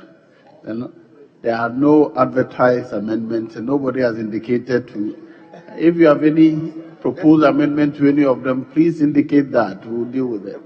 Mr. Speaker, indeed, I have no intention to introduce any amendment, but my fear is that because of what we suffered in the Supreme Court in respect of the NACOC Act, in respect of not debating sufficiently a certain provision. I think that judgment is in error. When I read it, I remember I was the one presiding. You always say that judgment Speaker, was in error. with you. And the regulation of the conduct of our business is regulated by us. They may wrongly interpret that. Anyway, so the question is, clause 8, 9, and 10 shall stand part of the bill. All in favor say aye. All against say no. The ayes have it. Clauses 8, 9, and 10 are ordered to stand part of the bill. Clause 11. Mr. Speaker. Let me give you the floor, please. I give the floor to the leader. Mr. Speaker, 11 is where I proffered the amendment, just a minor amendment. And I said, because we have a template for the construction with respect to independence, we should adopt say, and it should read, the authority is not subject to the direction or control of any person or authority in the performance of the functions of the authority. So the proposed amendment is in 11, line 1, the last letter, delete the last letter A and insert any. And then the second line, we delete an in line 2. We delete an. Yes. Honourable members, the proposed amendment is for the consideration of the House. Yes. Honourable the Chairman. Speaker, I thought that we even agree that an authority should go, so that the sentence reads, the authority is not subject to the direction or control of a person in the performance of the functions of the authority. Mr. Speaker, the explanation is that, which I offered, is that a person can be an artificial or natural. So an entity, our authority, is still a person. And so there's no need for us to introduce our authority, which is an entity. So I think that simpliciter, the authority is not subject to the direction or control of a person in the performance of the functions of the authority. Does the use of authority always refer to a person? No. In the exercise of authority? Yes. Is it referring to a person? Yes, it can refer to an artificial entity. And I understand the artificial entity called authority. But if I exercise authority over something, is that if the person exercises an authority, which is different from the authority as a person, as an inanimate person. Mr. Speaker, to exercise an authority, it has to be mandate, properly anchored in law. And my view was that to exercise such mandate properly anchored in law, you have to be a person, whether artificial or natural, to exercise that. Yes, leader. Mr. Speaker, we have adopted this construct because it ensues directly from the Constitution. Let's walk ourselves through it. Mr. Speaker, Article 46, Electoral Commission. In the performance of its functions, the Electoral Commission shall not be subject to the direction or control of any person or authority. And in small a, authority, NCC, SHRAG, all of them. It's the same language. And that is what we have used in all the bills. That is why I was saying that we should be consistent. Thank you. Mr. Speaker, I yield. Very well. Honourable members, so I'll put a question. All in favor of the proposed amendment, say aye. All against, say no. The ayes have it. The amendment is carried. Now I'll put the question. The question is, Clause 11, as amended, shall stand part of the bill. All in favor, say aye. I did not hear a voice vote. All in favor, say aye. All against, say no. The ayes have it. Clause 11, as amended, is ordered to stand part of the bill. Clause 12. Categorization as an essential service. Let's not advertise the amendment to Clause 12. I'll put the question. All in favor of Clause 12 being a part of the bill, say aye. All against, say no. The ayes have it. Clause 12 is ordered to stand part of the bill. Clause 13. Governing body of the authority. Amendment proposed. Chairman. Yes, Leader. Mr. Speaker, I just want us to reflect on the act quoted. Which one? The Labour Act, Section 12. Is it, I want to follow the exact construct.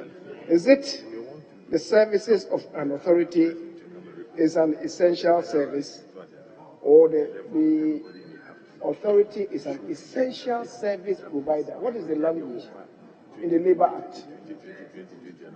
Mr. Speaker, we should just be consistent with that construct. When we are So I direct the draft persons to review this and draft it in accordance with the Labour Act. I so direct. Yes, Chairman, you may proceed with the amendment Clause 13. Yes, Mr. Speaker, Clause 13, amendment proposed, sub-clause 1, paragraph C, delete and insert the following. Delete and insert the following. C, one representative each from I, the ministry not below the rank of director nominated by the minister, and NII, the ministry responsible for defense not below the rank of director nominated by the minister responsible for defense. I so move. Why do we need to repeat minister responsible for defense? You have said Ministry of Defense. I think if you just stated the minister as the previous one, it will be consistent. The ministry responsible for defense, not below the rank of a director nominated by the minister.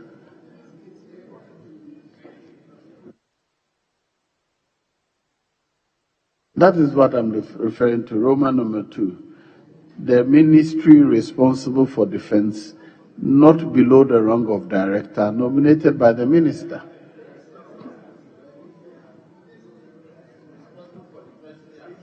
It shouldn't appear. Is that right? Speaker, I agree. I think it's a typo mistake that they did. It should have ended at the minister instead of.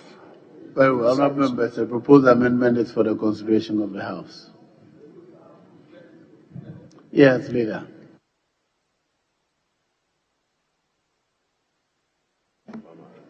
Mr. Speaker,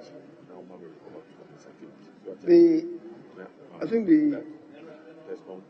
have just inverted the arrangement. The first one had the Minister for Defense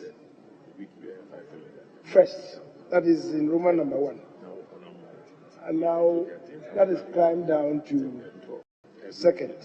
And what was in B number 2 now is Roman 1. I think that's just. And then because Minister has been defined as the Minister responsible for aviation, is the reason why they have dropped that end, Minister for Aviation. Because the Minister, the sponsoring ministry, is defined in interpretation. I mean, that's the reason. Leader, we have already referred to a ministry responsible for defense. not below the rank of a director, nominated by the minister. The minister in this case refers to the Ministry of Defense. That's what I suggest, yes. The first one was the ministry responsible for aviation not below the rank of a director. And already that ministry, the ministry responsible for aviation nominated by the minister. So we should still qualify it. Is a ministry defined? One representative from Ministry of, or the ministry responsible for aviation.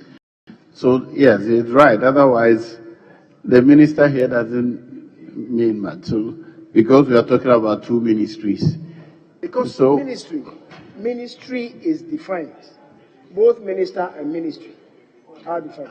Well, but because we have introduced another ministry, let's be clear, so that it don't generate any confusion. All right. So I'm proposing, or the suggestion is that after ministry in I, insert of aviation. Is that right? Chairman, CI, the Ministry of Aviation, not below the rank of director. So you insert of aviation after ministry. Yes, Honourable members, it's for the consideration of the House. Yes, Honourable Member Fadenta. Yes, thank you, Mr. Speaker. Mr. Speaker, I was wondering, the ministry responsible for aviation, what happens if, like in the current dispensation where we don't have a minister for aviation, how about if it's captured as Ministry of Transport? I'm sure that one would capture whatever. You know, when you say ministry responsible for aviation, it may be Minister for Transport. It depends on whom that responsibility is given to. Sometimes it is in transport, sometimes it stands on its own.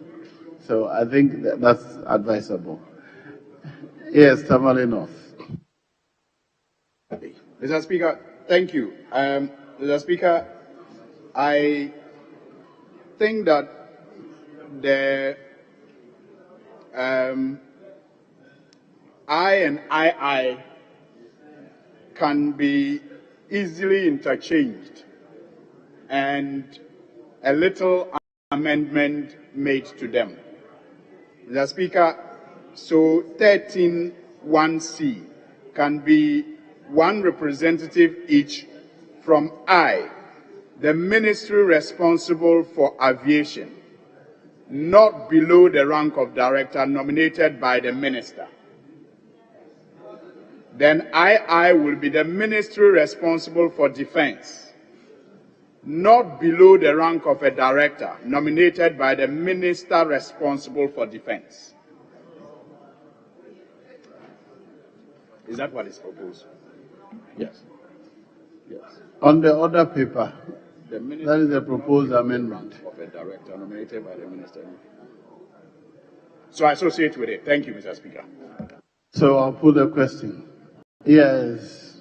Mr. Speaker, first of all, at this point at winnowing, we cannot legislate for an entity that does not exist. As we speak, we do not have any ministry called Ministry of Aviation. We do not. What we have, by a deliberate policy of government, is the Ministry of Transport that has oversight over the authority we seek to establish.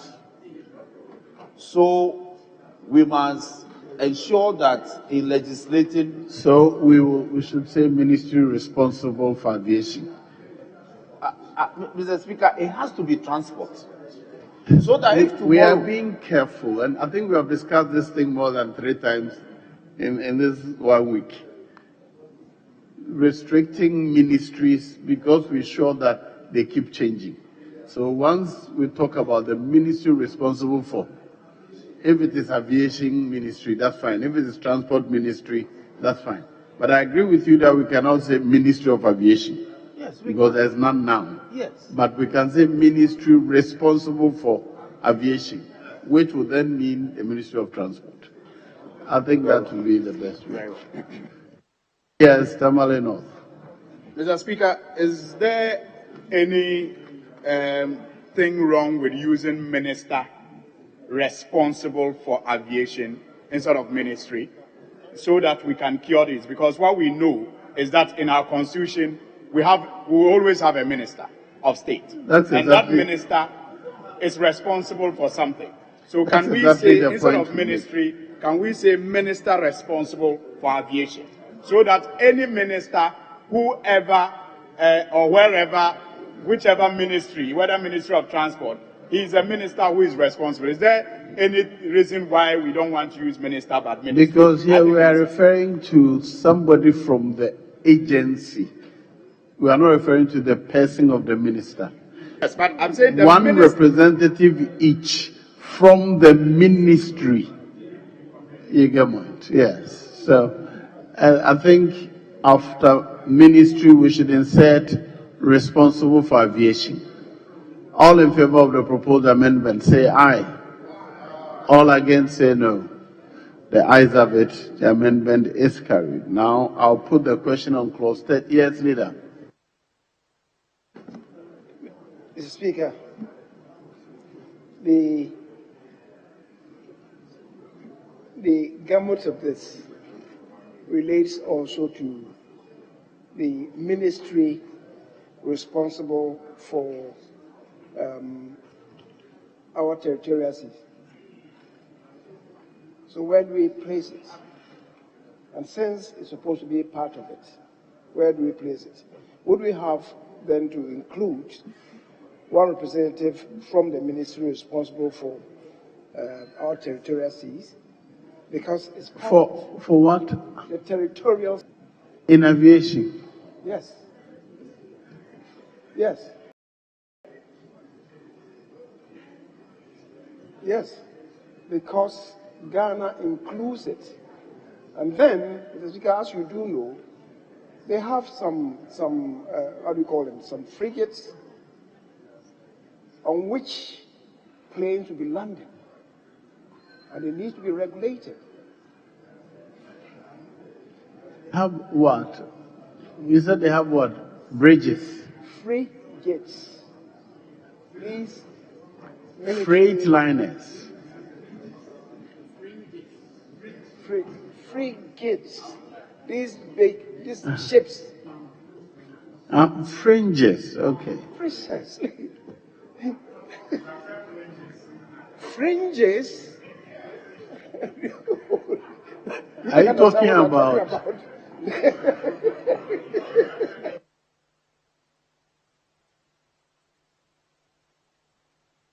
Mr. Speaker, I'm talking about those large ships that have these runways on them.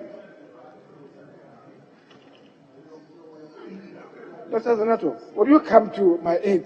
Because those people behind you don't appear to understand what I'm saying.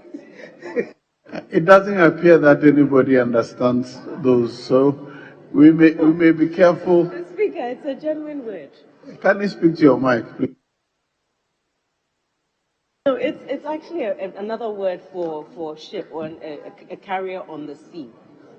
Carrier on the sea, that's right. Yes. Yes, all right. Those are for the Navy. Those carriers are for the Navy. And probably... Sorry?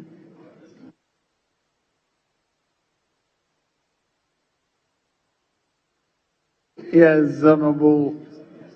Speaker, I get the point he's trying to make, but Mr. Speaker, we may not need to add that, though what he said is right.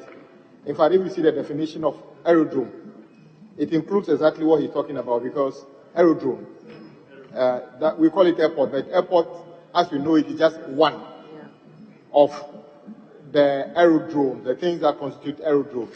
So that exists, but whether we should add a minister responsible for that, because of course if you are landing, if there's a platform on the sea or aircraft carrier on which you are landing, if it is a civil aircraft, fine, but hardly does civil aviation indulge in landing on an aircraft carrier and other things. I know there are some countries where the airport is actually on the sea for various reasons. But that does not, to say we should add the minister responsible for, I don't know how we call it. In this case, that would be Minister for Transport, because our territorial waters are within the domain of the Minister of Transport currently. But even that, the Navy does not allow the Minister of Transport to interfere. But maybe you can explain it better. Yes, leader. Mr. Speaker, I think all the more reason why we should even adopt it. Why? Because it draws attention to the definition of aerodrome. And I've just seen that. Aerodrome means a defined area on land or water. Or water. And who should be responsible for that? Not necessarily the Minister for Defense. Because, as you do know, increasingly these days, there are many countries that are even developing islands as tourist attractions and having these on them. Mr. Speaker, so all the more reason why we should even have such a definition. But I leave it to the House. Currently, all those are under the Ministry of Transport.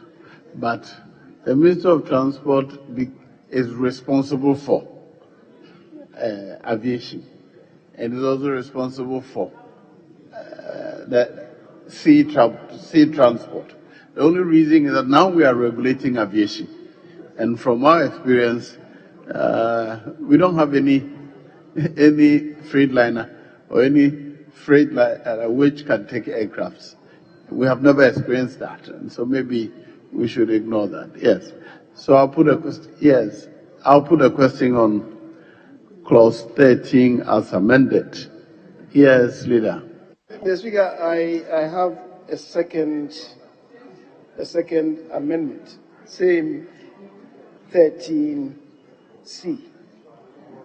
Mr. Speaker, we've not yet considered the Ghana Boundaries Commission bill. We are going to deal with it. I don't know whether, in anticipation of that, we should have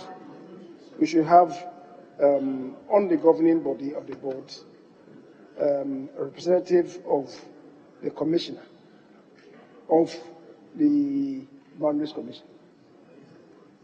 Boundaries in the airspace? Yes. Have there ever been an issue? I think the airspaces are defined and agreed on this.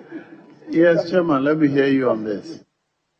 Mr. Speaker, I will advise the former leader to abandon his proposed amendment. We are dealing with airspace. The Boundaries Commission, I don't know whether their role or their responsibility also covers that of the airspace.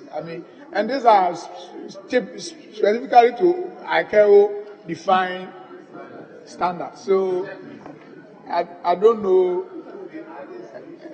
what role Ghana Boundary Commission will be playing in this whole. And this is just it's a regulatory body. Civil Aviation Authority is a regulatory body. They are not implementing agency. They are just there to supervise the industry, regulate and make them. So yes. I don't know why you want to. This perhaps is anticipating the bill. Perhaps it's anticipating the bill. But go and look at the content of the Ghana Boundaries Commission bill. Maybe we are not there because we've not dealt with it. I'm only sounding. If maybe after we finish, we have to come and amend this, we may have to do it. But go and read it. You will see the content. The Boundaries Commission is in charge of your airspace. But, Mr. Speaker, because we are not there, let's leave it. We can. Well, he's abandoned it. It looks like he has abandoned it. Let's proceed. Mr. Speaker, the reference to the Ghana Boundary Commission bill that is yet to come before the House. Fortunately, my committee will be looking at it yet tomorrow. To come to the House. But Mr. Speaker, it's important that once that discussion has come up, I just wanted to disagree with the leader because even in considering where the boundary commission should be placed, currently there's a debate ongoing as to whether it should be maintained at the lands ministry or it should be moved to the defense ministry. And so when it is moved to defense ministry, the rep of the defense will take care of that. But until it is done, I think that we should not go into that. I think defense Thank you very much. I'm putting the question.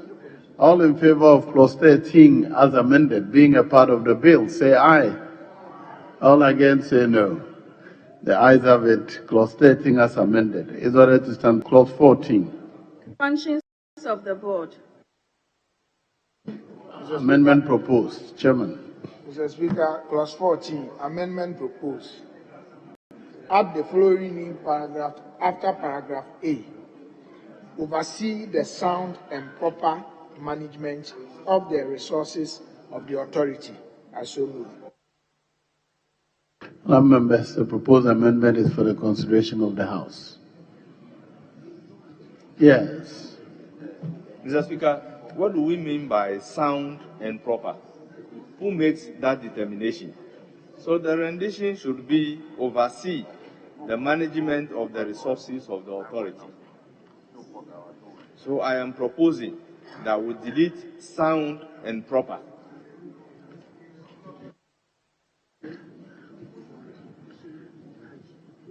Well, yes, I'm being advised that the terms that we are used to are efficient and effective management or utilization of the resources. I think that is better. So instead of sound and proper management, we instead oversee the efficient and effective and efficient utilization of the resources of the authority. Did the table office get that? If the table office got that, I'll put a question. Honourable members, the proposed amendment. All in favor of the proposed amendment, say aye.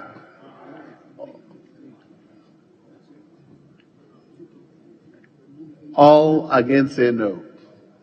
The ayes have it. The amendment is carried. Now, the table office will make sure you capture the proper rendition.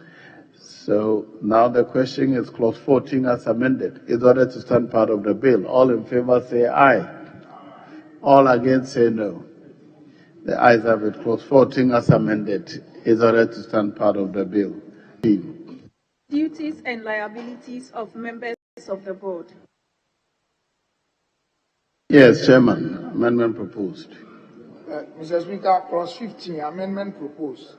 Add the following new sub-clause. Where a court determines that the authority has suffered a loss or damage as a consequence of the act or omission of a member of the board, the court may, in addition to the imposition of fine, order the member convicted to pay appropriate compensation to the authority. I so move.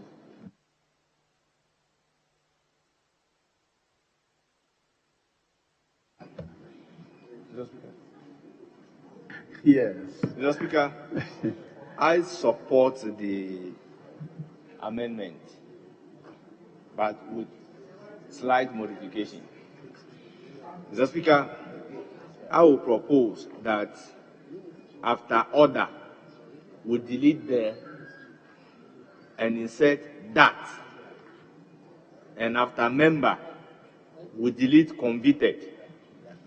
And the new rendition should be where a court determines that the authority has suffered a loss or damage as consequence of the act or omission of a member of the board. The court may, in addition to the imposition of a fine, order that member to pay appropriate compensation to the authority. Very well. Other members for the consideration of the House. I'll put a question. All in favor of the proposal? Yes. Mr. Speaker, I want to disagree with the proposed amendment and to say that if you look at 15.3, that says a member of the board who contravenes subsection 1 or 2 commits an offense and is liable on summary conviction to a fine of not less than 100 penalty units and not more than 250 penalty units is deterrent enough. Mr. Speaker, to then charge a member of the board to either be convicted or pay appropriate compensation to the authority, in my view, will make members lack initiative in some cases. It will limit members of the board who, for fear that, genuine intentions of helping the authority to do something in the interest of the state may eventually just be penalized in this severe terms. So, Mr. Speaker, I think that if the intention is to ensure that members are responsible and act so, I think the punitive, the fine should serve as a punitive measure enough. But how does an individual compensate a state? Mr. Speaker, I find it incoherent. How does an individual, compensate a state institution? The state is supposed to be the bigger party here, and it has all the authority to exact justice when it so wishes, and when it is necessary to be compensated, for someone to be compensated, for the person to be compensated. So how do we expect someone to compensate the state? For what loss? Mr. Speaker, I really do not get it. The state can exact justice from anyone who does anything against the state, and that should, in my view, be enough. But the justice should not be in a way the person compensates. I really don't think that it will encourage people from putting up their best. Mr. Speaker, I would rather encourage my colleague who served on the Ghana Airport Company board in the past to abandon his part. Civil aviation. Mr. Speaker, the bill specifies the penalty for the breaches in clause 1 and 2. This is an additional clause. Mr. Speaker, sometimes it's not merely that you left the AC on at the office and then we have 200 cedis extra electricity bill. It could be, in the case of civil aviation authority, your breach could actually cause an accident, which can cause the state to pay, a fine that nobody can tell. So we are saying that if that happens, and the authority takes you to court, and the court determines that you are liable, exactly, you must be able so because you are sacked. But assuming you misconducted yourself and benefited and actually built a house the size of this chamber, we are saying that after you suffered the penalties stated here, the authority should be able to retrieve all these things. So it is not merely that when you misconduct yourself on minor issues, the hammer should come on you on the maximum in terms of people. In any case, the court will make an appropriate determination of it. So let's leave it in there. That is, I'm not a fan of removing death penalty because I think it's also there as a deterrent. In fact, this cures the reason why, if you're on a board, whilst exercising your best ability to explore, you should have boundaries so that you don't take unnecessary risk. Take calculated risk, knowing that if it goes wrong, these are the penalties.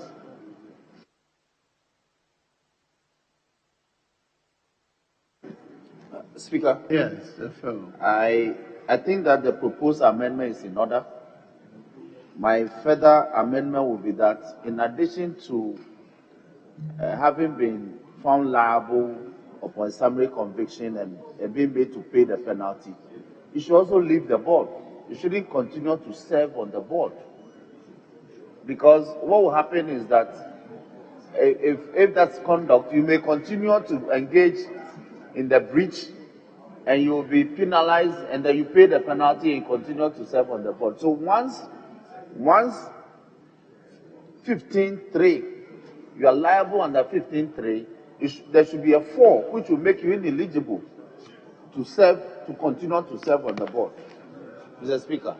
So I think that if it's minded, then the draft office can provide a 4 to make you ineligible. Let's deal with the proposed amendment on the floor. Yes, Chairman. Thank you, Mr. Speaker. Mr. Speaker, I think this issue came up during the winnowing. I mean, it was suggested strongly that if you're a board member and you have committed an offense or anything of this, and it is established, and maybe even the court has even determined that you've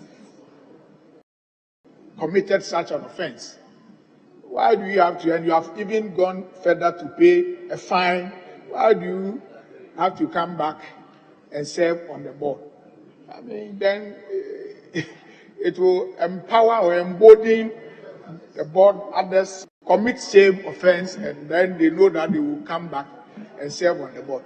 So, though the promoters of the bill were strongly against, we said, okay, they should leave it to us. When we come to the floor, we are the masters, and we are doing the law here. So we will decide what to do. So I think it is in order. The amendment that Honorable Dafiamakwe is proposing, I support it as a chairman of the. But let's deal with what is before us now. He is opposed to, in the first place, asking a board member who has caused a loss to the state to compensate the state. That is the entire new clause. He's opposed to it. Let's deal with that before we proceed. Yes, do you want to say anything different? Yes. Mr. Speaker, I am not opposed to the suggestions that came after this proposed amendment. That seeks to, to add that apart from the fine, the member should be summarily dismissed. I can even support, a proposal that says you should not just be dismissed from that board, but it should be difficult for you to serve on any other board of state. I am amenable to that. I agree to that, I should say. But I think that when you say that the person found guilty should compensate the authority, that I find a bit discriminatory. Why? Because the board members are not the only people responsible for taking decisions in the operations of the authority. So are we therefore suggesting that if a minister of state also engages in anything that leads to a loss to the state or his ministry, the minister should not only be dismissed and prosecuted, but the minister should also compensate the state for the wrongs that he also did? So I find it a bit discriminatory to reserve this one for people who are also appointed to the board. We can say that they can be fined, they can be summarily dismissed, they can be banned from serving on any other board. But I don't think it is fair to demand that they compensate the state or the authority. Thank you. Otherwise, I think that it should extend to all other servants of the state. Let me ask you this question in analogy.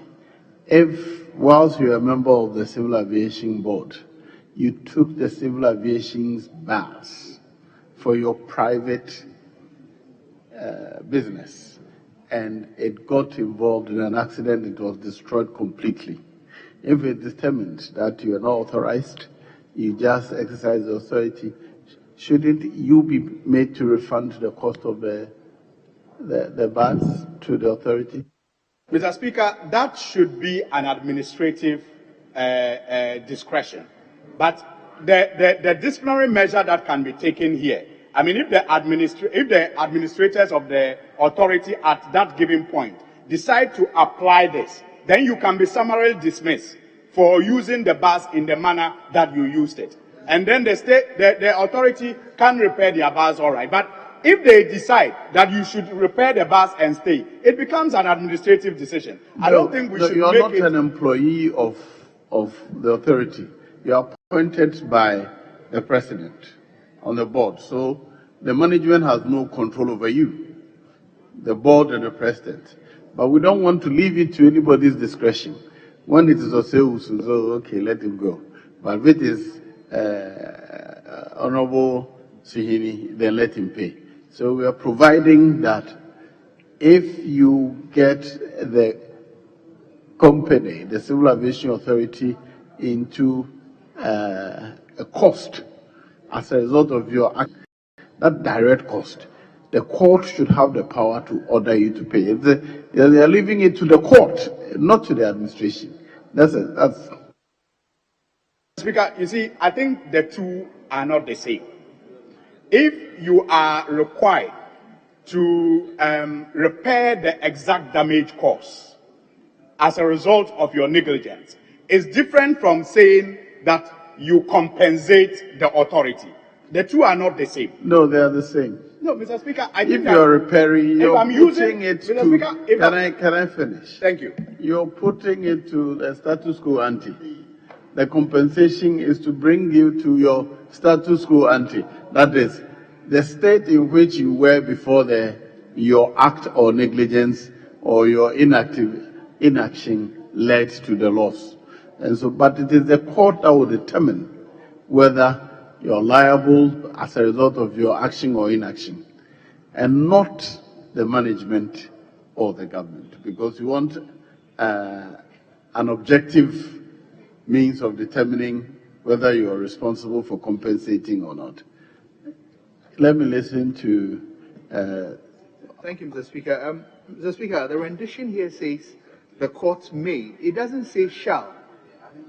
So it leaves the prerogative to the court to determine whether or not there should be additional compensation. So I think it can remain as such, since the rendition is the court may. Thank you, Mr. Speaker.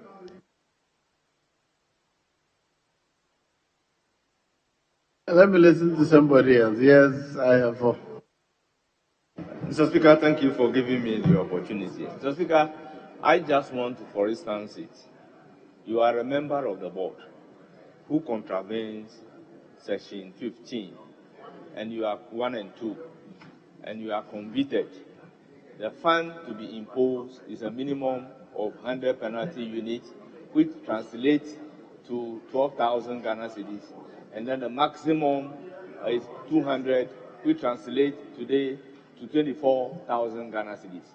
And you have acted dishonestly to your benefit, which even attract a sanction on the authority for the authority to pay 50,000 Ghana cedis. Are we saying the fact that you have paid a fine of 12,000 Ghana cedis, the difference should be borne by the authority?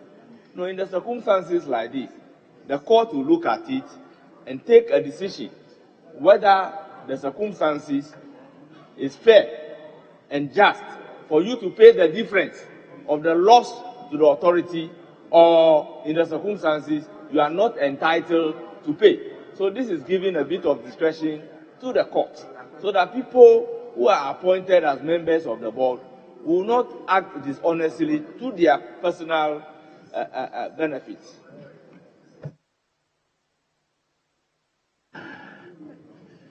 Yes, Rita, what is it? Mr. Speaker, I believe that we have adopted a template for this. We should be consistent. We should be consistent. And this is how we have formulated it. We can't just pick and choose. Otherwise, we make a law, we have this formulation, then the second time around, the second day we are doing another law, there's a different formulation. We should be consistent. And we have a common template for this. So when I got there, I just wrote and directed his attention to the template that we have.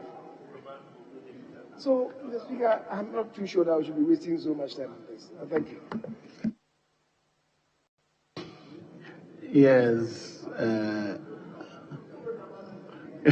Yes. Mr. Speaker, I hear the former leader and if it is a template that has been adopted for all boards moving forward. Mr. Speaker, I will abandon my protest, but with a caution. Mr. Speaker, the caution is that if we are not very careful, we are setting, because normally people who serve on these boards are not political, partisan, openly partisan in most cases. They are considered the everyday Ghanaian. Mostly, they are considered to be the everyday Ghanaian. If we are not careful, we'll be setting, one rule of responsibility for such people and another rule for those of us in the political class. Because, Mr. Speaker, like I said, the ministers, as we have suggested in this provision, are responsible for, putting these boards together. And the ministers have overriding oversight over the operations of these boards. And yet, I know not of any regulation or any law that says that if the minister abuses his authority, he compensates the state after being fined or convicted. And so why should it be so for his delegates, people he has delegated? He has delegated them to be board members.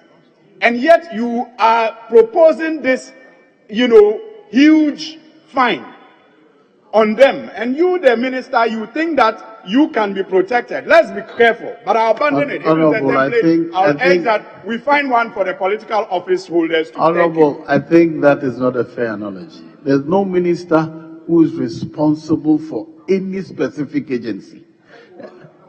Well, then Parliament is also for oversight. So the point is that if as a member of Parliament, I do anything which causes a loss or damage to Parliament can ask me to compensate it. And so I don't think that, anyway, you have abandoned your objection. So I'll put the question on the proposed amendment as amended. All in favor of the proposed amendment as amended, please say aye. All against say no. The ayes have it. The amendment is carried. Now, there was another amendment about the person not, who was proposing that? Yes. Mr. Speaker, the amendment was to the effect that we should have 15(4), which will expressly state that a member of the board who contravenes subsection 1 or 2 of section 15 ceases to be a member of the board upon conviction. Mr. Speaker, the drafters will give us the adopted rendition. I see that drafters are shaking their heads. I want you to propose it yourself for the consideration of the House. But the idea is that a person who has caused a loss by his action or inaction, after being punished with a fine or compensation, he should also be banned from serving on any public board for forever. Is that it? Mr. Speaker, I'm not too fixated on the person being banished from serving on any board. But that particular board, you must cease to be a member of the board. Other members, for the consideration of the House. I'll put a question. All in favor of the proposed amendment, say aye. All against, say no. The ayes have it. The amendment is carried. Now I'll put a question on clause 15 as variously amended. The question is that clause 15 as variously amended shall stand part of the bill. All in favor say aye. All against say no. The ayes have it. Clause 15 as variously amended shall stand part of the bill. From clauses 16 to 26, there are no advertised amendment in any of them. So I enumerate them one after the other and put the questions together. Clause 16. Tenure of office of members of the board. Clause 17. Members of the board. Meetings of the board. Clause 18. Disclosure of interest.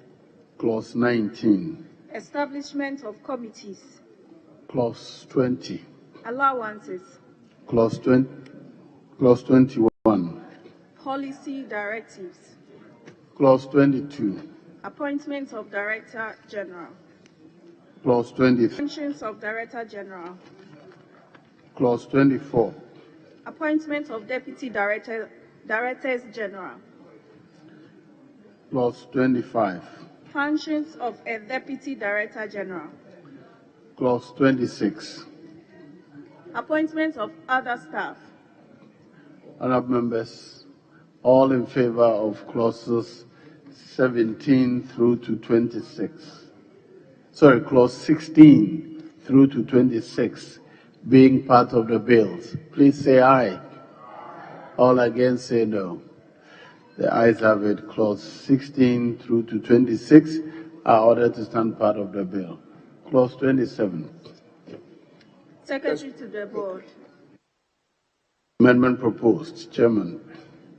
Thank you, Mr. Speaker. Mr. Speaker, clause 27. I'm relying on the advertised amendment proposed. I so move. Honourable members, the proposed amendment is to delete entire clause 27 and substitute it with the advertised amendment. All in favour of the proposed amendment say aye. All against say no. The ayes have it. The amendment is carried. Now clause 28, 29 and 30. I have no advertised amendments to them. So I will hear the Honourable Member for Ho Central.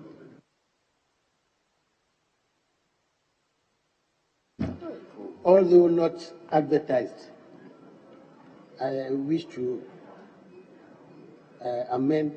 propose an amendment to 31B. In that case, let me put the question on 27, 28 and 29, then I'll come to. So, clause 28. Terms and conditions of service. 29. Internal audit unit.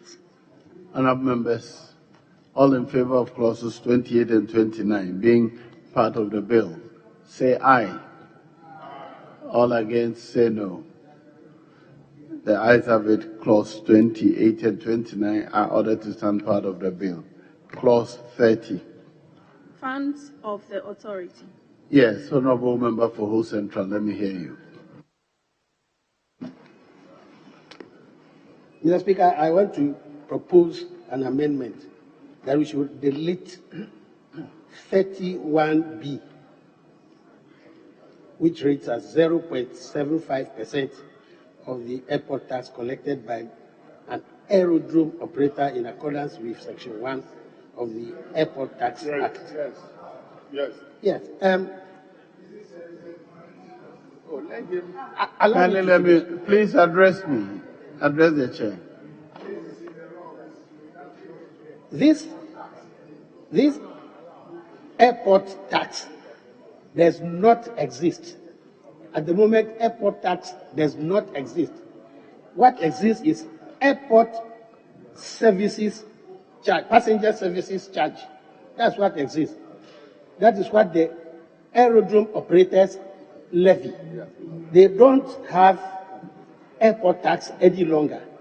So if you are saying that we should take some part of the APSC, which is for the aerodrome operator, and give to the civil authority, civil aviation authority, I think it's another tax being imposed on the aerodrome operator, which will deprive it of its own funds to operate. So we should delete it. The aviation people already have safety charge on all air tickets and freight charges. So taking more money from the aerodrome operator for the aviation unit It's an additional prying on the fund of the aerodrome operator. Chairman, the critical point is whether or not the Airport Tax Act has been repealed. Mr. Speaker, it has not been repealed. This is what exists now. This is the existing law. And that is the sharing formula between Ghana Airport Company and Civil Aviation and the NIB. So I don't know why Kodo, my good friend Komla, is saying that we should delete it. The existing act, we have provided it. If you look at it, you see it there. Act 9, if you see the Act 209. That is how the three agencies are sharing whatever revenue that are coming. So if you say we should delete it, are you saying that you want to deny civil aviation their fair share of the revenue that they Chairman, get? what's important for me is whether the law is in place. Once you are saying that, yes, Leader. Speaker, Honorable Kudu is right on one leg, which is to say that what we have now is called Airport Tax Amendment Act 2013. But the parent act, which is what is in the law, is still exactly what it is, which is Airport Tax Act 209. And the second part is that this is already part of an existing law, upon which the proceeds of whatever we pay on air ticket is divided between Ghana Airport Company, Ghana Civil Aviation, and others. So it is actually not a new tax. It is an existing tax which is in practice. So maybe the drafters can find out when a parent act is amended, and then you are making a law. Do you quote the parent act or the amendment act? That is the point at which I agree with him. But to say that this law doesn't exist any longer and it's a new tax, I beg to differ. It's not a new tax. It's actually something that is... Very well. I'll direct the draft persons to verify and quote the appropriate or relevant, the relevant legislation in this one. Yes, Raul, do you want to say something else? Mr. Speaker, this is a complex issue. The levy being collected now is not a tax. And in the act, the capping law, the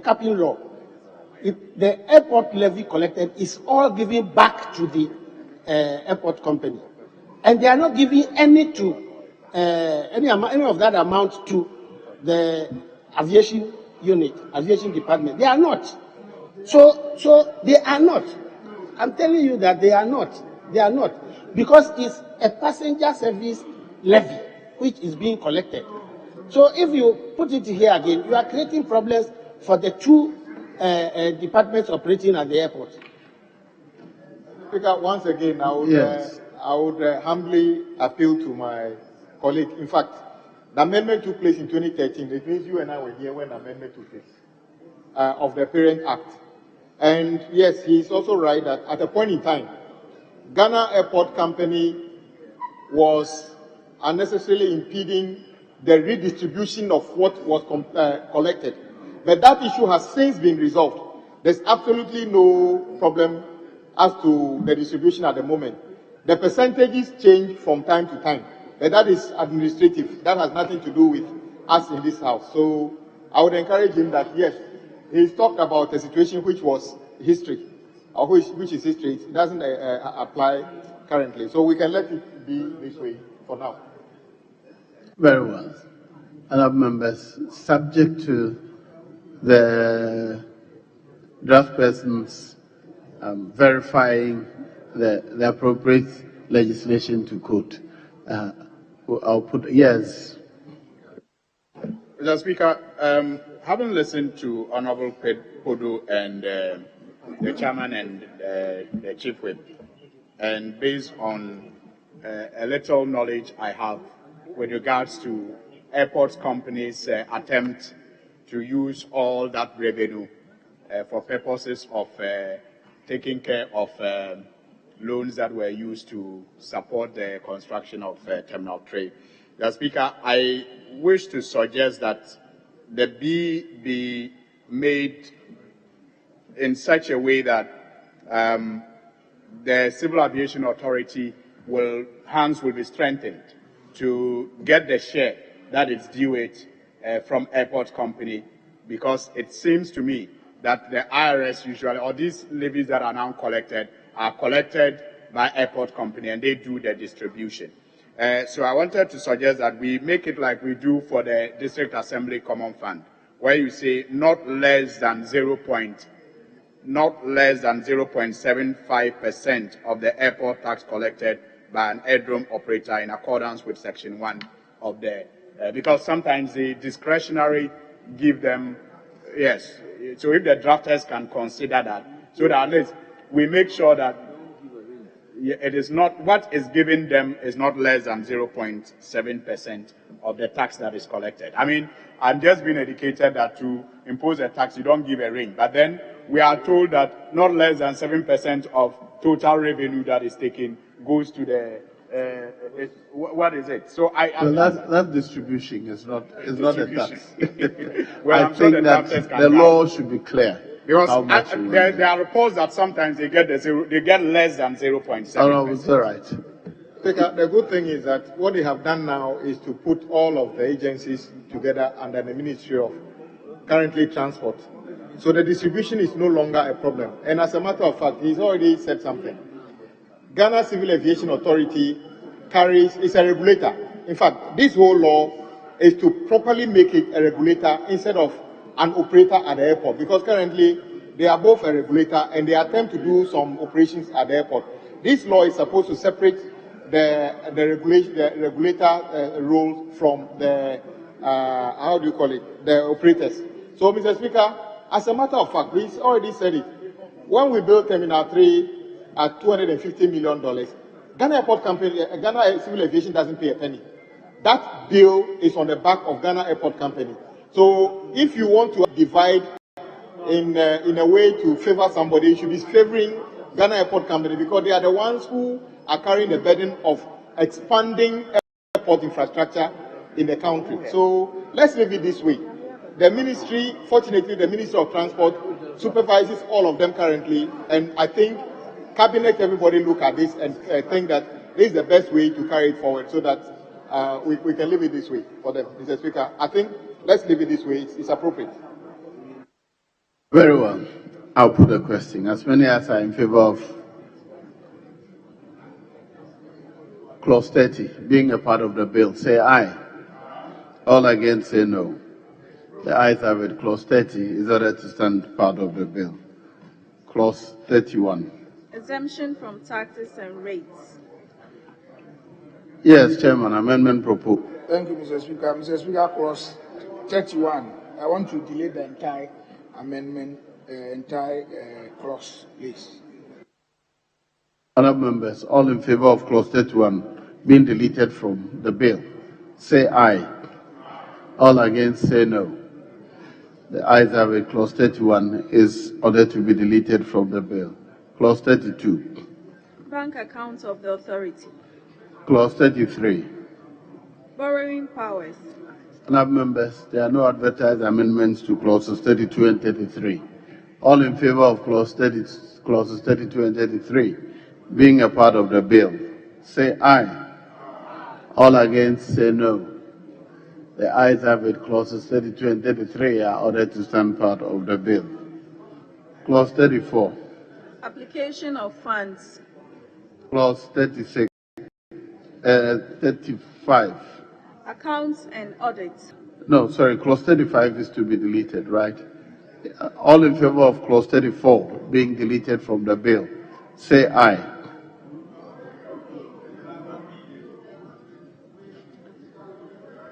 Deleted Clause 31. And we have voted on 32 and 33, so we are on Clause 34. All right, sorry, that amendment proposed, Chairman. Thank you, Mr. Speaker. Mr. Speaker, clause 34, amendment proposed. Paragraph A, line 2, delete properly. I so move. Honourable members, the proposed amendment for the consideration of the House. All in favour of the proposed amendment, say aye. All against, say no. The ayes have it. The amendment is carried. Item XI, Chairman. Thank you, Mr. Speaker. Mr. Speaker, clause item XI, amendment proposed. Paragraph B, line 1, at the beginning, delete off. I so move. Honourable members, the proposed amendment is for the consideration of the House. All in favour of the proposed amendment, say aye. All against, say no. The ayes have it. The amendment is carried. Now the question is clause 34 as amended. Is ordered to stand part of the bill. All in favour, say aye. All against, say no. The ayes have it. Clause 34 as amended is ordered to stand part of the bill. Clause 35. Accounts and audits. Clause 36. Annual reports and other reports. Clause 37. Application of international air law instruments. Honourable members, there are no advertised amendments to clauses 35-7. I'll put the question. All in favour of clauses 35, 36, and 37 being a part of the bill, say aye. All against, say no. The ayes have it. Clauses 35, 36, and 37 are ordered to stand part of the bill. Clause 38. Directives. Clause 38, Mr. Speaker, amendment proposed. Subclause 1, paragraph F, line 4. After inspection, delete test. I so move. Honourable members, all in favour of the proposed amendment, say aye. All against, say no. The ayes have it. The amendment is carried. Item XIV. Chairman.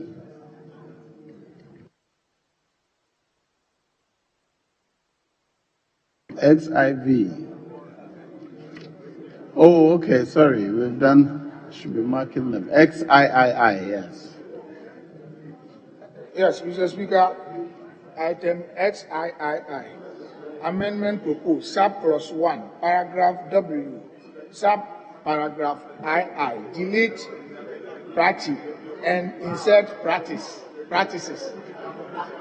It was a typographical mistake, so Mr. Speaker, I so move. Honourable members, all in favour of the proposed amendment, say aye. All against, say no.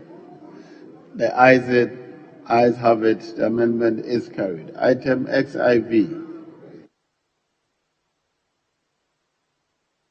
Mr. Speaker, item XIV. Amendment proposed. Subclause 1, paragraph W, subparagraph III. Delete A and insert aircraft. Honourable members, proposed amendment, say aye. All against, say no. The ayes have it. The amendment is carried. Item XV. Thank you, Mr. Speaker. Mr. Speaker, item XV. Amendment proposed. Subclause 7, paragraph D, subparagraph I. Delete aircraft and insert aircraft. Similar aircraft. I so move. Honourable members, all in favour of the proposed amendment, say aye. All against, say no. The ayes have it. The amendment is carried. Now, clause 38, as variously amended, shall stand part of the bill. All in favour, say aye. All against, say no. The ayes have it. Clause 38, as variously amended, is ordered to stand part of the bill. Clause 39. Extraterritorial effect of directives. There's no advertised amendment to clause 39. All in favour of clause 39 being a part of the bill, say aye. All against, say no. The ayes have it. Clause 39 is ordered to stand part of the bill. Clause 40. Control of civil aviation in an emergency. Amendment proposed. Chairman. Mr. Speaker, Clause 40, amendment proposed. Sub-clause 2, line 1, delete wait. I so move. All in favor of the proposed amendment, say aye. All against, say no. The ayes have it. The amendment is carried. Now, Clause 40 as amended is ordered to stand part of the bill. All in favor, say aye. All against, say no. The ayes have it. Clause 40 as amended is ordered to stand part of the bill. Now, 41 to 51 have no advertised amendments. I'll call them out one after the other and take the questions together. So, Clause 41. Prohibition of flying over specified areas. Clause 42. Dangerous flying. Clause 43. Rules of the air. 44. Aircraft in distress. 45. Unauthorized commercial flying. 46. Valid insurance and aircraft documents to be carried on board an aircraft. 47. Clause Transport 47. of dangerous goods by air. Clause 48. Trespass, nuisance, and damage. Clause 49. Nuisance on aerodromes. Clause 50. Custody and disposal of lost property. Clause 51. Each of aircraft. Honourable members, clauses 41 through to 51 are ordered to stand part of the bill. All in favor say aye. All against say no. The ayes have it. Clauses 41 through to 51 are ordered to stand part of the bill. Clause 52. Regulations on vessels applicable to seaplanes. Amendment proposed. Chairman. Thank you, Mr. Speaker. Mr. Speaker, Clause 52, amendment proposed. Sub-clause 4, definition for harbour authority. Line 2, after of insert developing. I so move. Honourable members, the proposed amendment is for the consideration of the House. I'll put a question. All in favor of the proposed amendment, say aye. All against, say no. The ayes have it. The amendment is carried. Now the question is Clause 52 as amended. Shall stand part of the bill. All in favor, say aye. All against, say no. The ayes have it.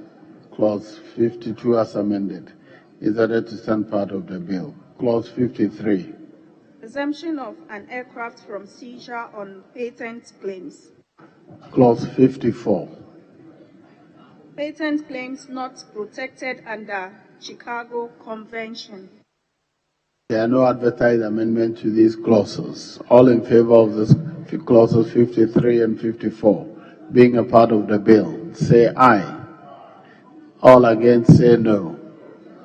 The ayes have it. Clauses 53 and 54 are ordered to stand part of the bill. Clause 55. Exemptions. Amendment proposed. Chairman. Clause 55, Mr. Speaker, amendment proposed. Relying on the advertised amendment proposed, I so move. Members, the amendment proposes to insert the new subclause 2. Yes, Chairman. Mr. Speaker, on the proposed amendment, it's as if the directives are not under this act. Meanwhile, clause 38 of the bill is dealing with directives, because the new rendition reads, despite subsection 1, the President may, by executive instrument, direct that a provision under this act or the directives. Are we talking about the directives under the act in clause 38? Because if you look at the current rendition, it is with regard to the provisions under the Act. But the directives, where is the directives coming from? Is it directives under the Act or directive elsewhere? If it is a directive under the Act, then, Mr. Speaker, I want to propose a new rendition based on the understanding that we are referring to a directive under the Act. Yes, Chairman. Thank you, Mr. Speaker. Mr. Speaker, I think Honorable Ahiafo has been very instrumental in this whole bill. And I think this discussion came even recently when we were having the UNO. We were made to understand that this particular provision here is to deal with in an emergency situation where the president has to issue an executive instrument. Could be that maybe there is some serious situation that the president has to issue an executive instrument to make sure that certain things are done. So we wanted to be sure, we wanted to be specific. That is why we decided to put. So this is different from what is on 38. So I don't know. Yes, Chairman. So which directives would, because it said under the directives, which directives in particular? So we are dealing with the 38. It flows from the 38. That is exactly. So he's right. Let's capture it properly so you Yes. can see clearly. So we're talking about that a provision or directive under this act. I think that would be sufficient. All right. So the proper rendition should be direct that a provision or directive under this act. All in favor of the proposed amendment say aye. All against say no. The ayes have it. The amendment is carried. Now I'll put the question on the proposed clause 55 as amended. And the question is clause 55 as amended shall stand part of the bill. All in favor say aye. All against say no. The ayes have it. Clause 55 as amended is ordered to stand part of the bill. Honourable members, this 4 p.m. That is where I can get to. I'll suspend sitting, and Mr. Speaker will resume to continue. Sorry, I can't hear you. Speak to the mic. Sugar is left with just 74. Sorry?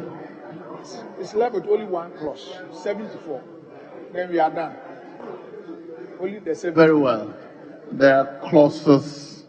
You're talking about clauses 56 to 71. I should take those clauses together. To 73. Well, but that would take me beyond 4. It's very risky for me. Right?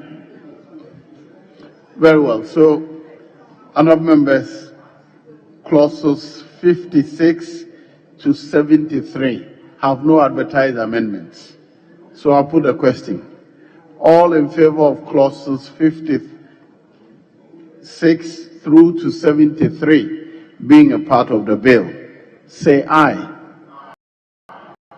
All against, say no.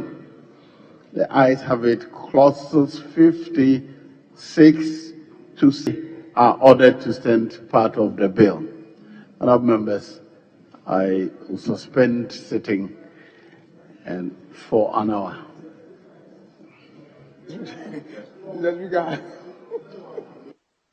Sitting suspended.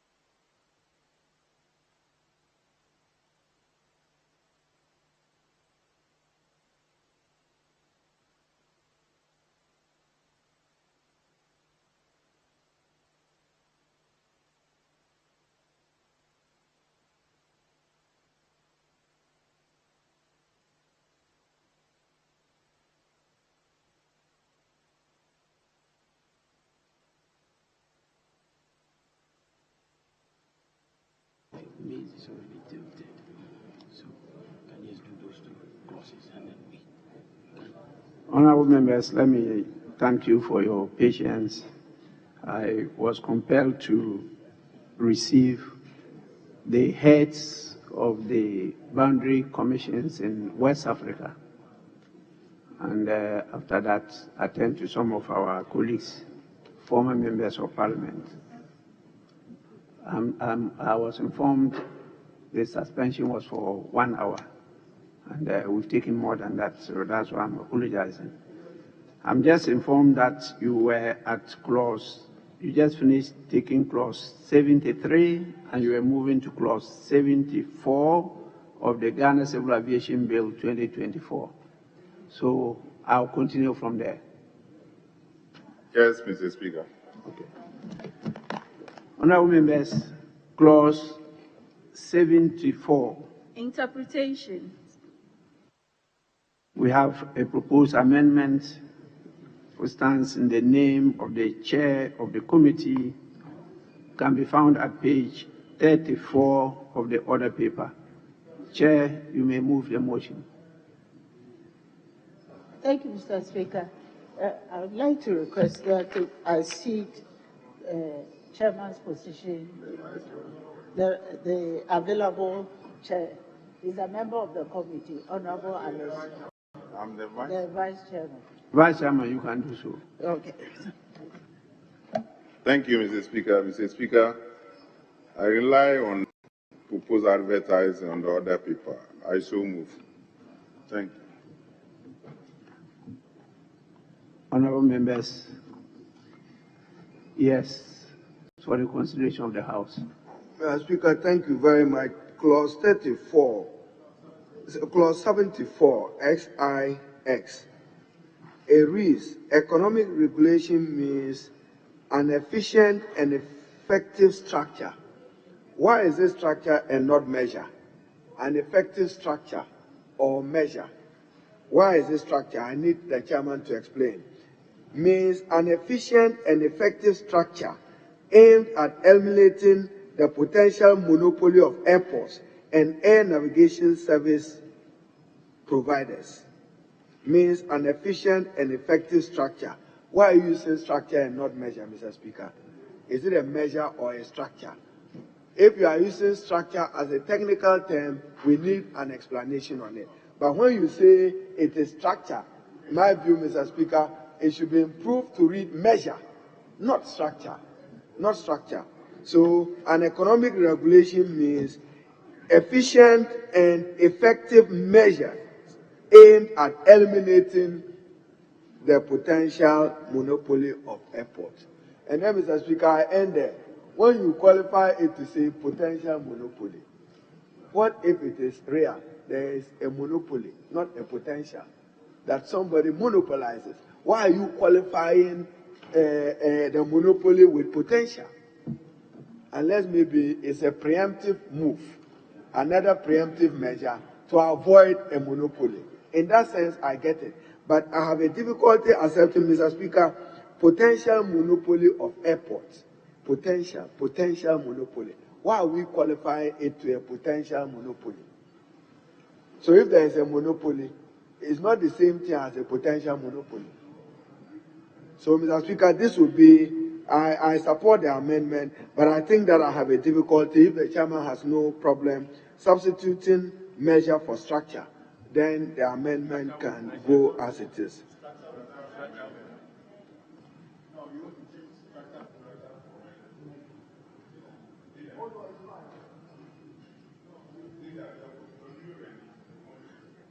No, persuade Mr. Speaker to accept it. You move your amendment, but in line 2, substitute structure for measure. And then the draft person can improve the language aimed at eliminating the potential monopoly. The potential to, there is a difficulty. But that, if Mr. Speaker puts the question, he can direct the draft person to improve the language. Then, Mr. Speaker, if you go to page 35, why in a law you use the word whilst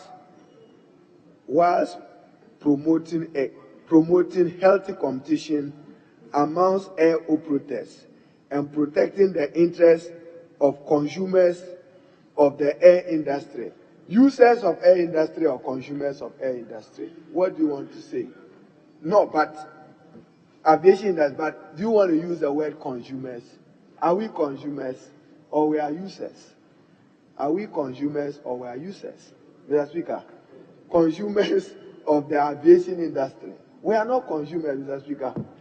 We users. But as I said, maybe a technical term being used for their purposes. But save that, Mr. Speaker. I'm fine. Thank you, Mr. Speaker. Yes, Vice Chair. Yeah, Mr. Speaker, I accept former leader proposal to substitute the strata with measure. And the monopoly, Mr. Speaker, I will urge you to direct the drafters to actually look at it. Thank you.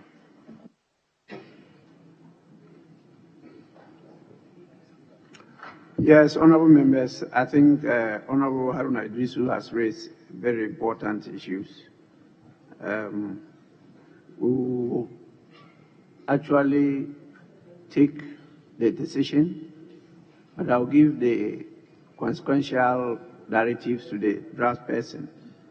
But I think the proposal that they should read economic regulation means an efficient and effective measure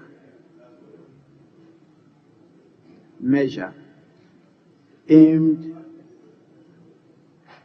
at the elimination, not eliminating, aimed at the elimination of likely monopoly, not potential, likely monopoly of airports and air navigation services providers, whilst promoting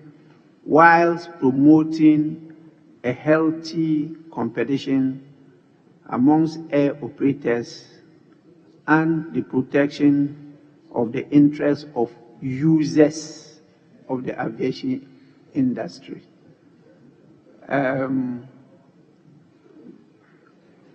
I direct the draft person to look at it, and if you want me to repeat what I said so that maybe you can refine it, I said economic regulation means an efficient and effective measure aimed at the elimination of likely monopoly of airports and air navigation service providers, whilst promoting a healthy competition amongst air operators and the protection of the interests of users of the aviation industry.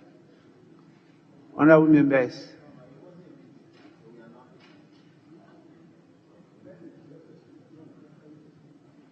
you have something? Speaker, yes. That is so. Speaker, I recall that in carrying the provision under clause 13, this House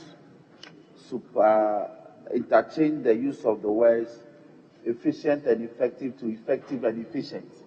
So for the sake of consistency, if these two words could read means an effective and efficient. Just down the line, I don't know why you did that. For consistency, we can accept it. But whether efficient, effective, or effective, efficient is the same thing. Yeah, so they prefer it to flow effective and efficient, not the other way around. So I'll direct that person to do so. Honorable members, those in favor of the proposed amendment say aye. Those against say no. The ayes have it. The amendment is carried. So I'll put the question. Oh, there's another proposed amendment, which is But that is going to a new clause. So let me put the question on the whole of clause 74. Honorable members, the question is, clause 74 as amended stands part of the bill. Those in favor say aye. Those against say no. Honorable members, the ayes have it. Clause 74 as amended is ordered to stand part of the bill. Yes. Chairman, or I say Vice Chairman of the committee, you have a new clause. Thank you, Mr. Speaker. Sorry to take you back to 69. The new clause, amendment proposed, I rely on advertised amendment proposed. I so move.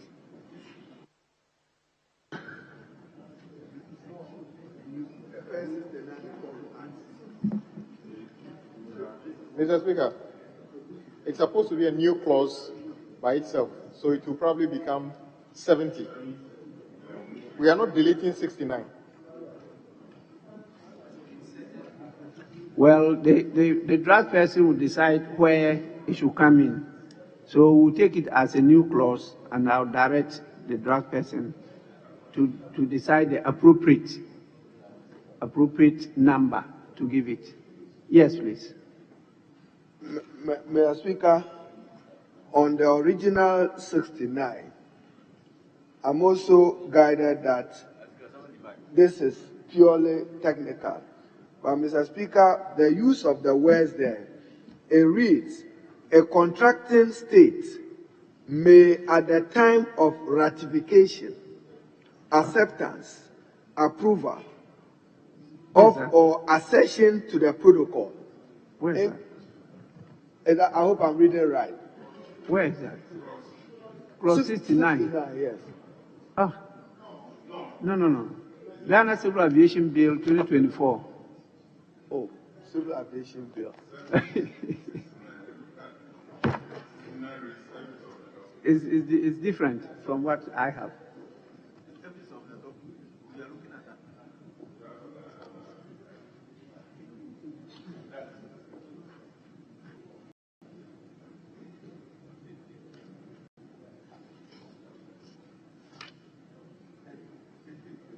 Yes.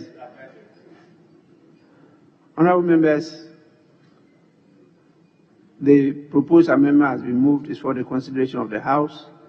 We've been called upon to add a new clause, and the rendition is captured at page 35 of the order paper.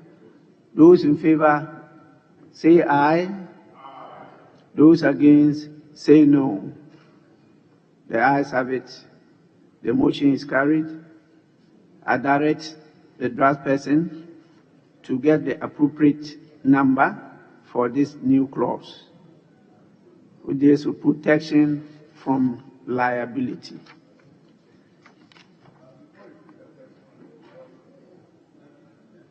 I now not putting on 69 because we said you should look for appropriate.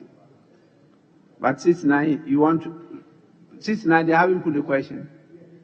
Okay, so 69. So, Mr. Speaker, with your leave and indulgence, I have been given the Ghana Civil Aviation Bill. Service of document is a head note. The first line reads, a document may be served on the authority by serving the document. What English is that? Served on the authority. Then after 2 words, serving. It's tautological. It's not elegant, Mr. Speaker. A document may be served on the authority through then A, Director General, Secretary of the Board, or by sending the document through the post. Mr. Speaker, yourself a good lawyer. You know in contract law, there are implications what we are doing now. In Adams versus Lindsay, I'm sure I got my citation right. A document which is done through the post, there's a legal position on it. So why are you saying registered post to the Director General or the Secretary of the Board? I just want to understand, because I'm looking at the legal consequence of a document going through the post. In contractual law, it has meaning, because when a document is put through the post, Maybe there's an assumption that it's deemed that you have received it. Absolutely. So I thought that we should be guided by the C. But Mr. Speaker, my first objection is a document may be served on the authority by serving the document on, unless it's technical language. Why?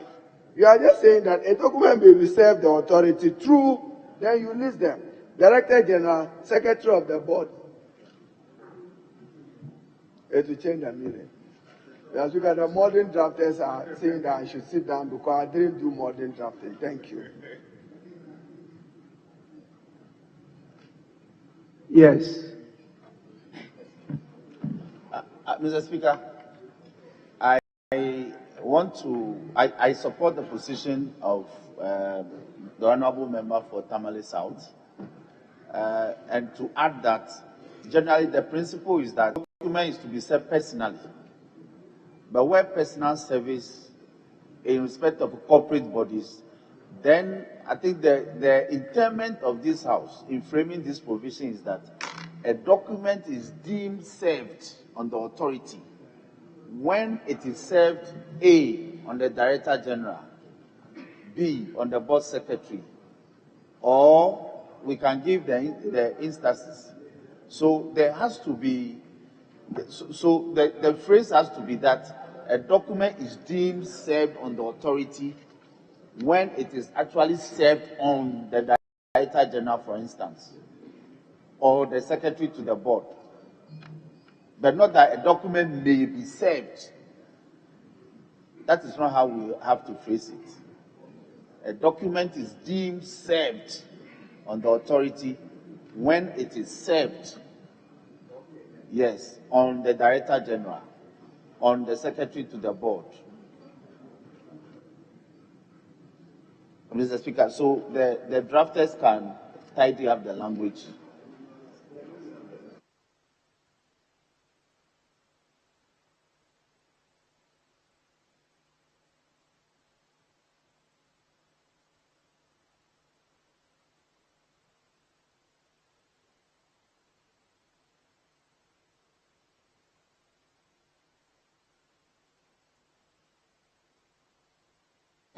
Speaker, if I may rephrase, a document is served on the authority when it is served on the Director General, on the Secretary to the Board. We can give all the indicators as to the proper persons that are eligible to receive documents or court processes on behalf of the authority. Thank you.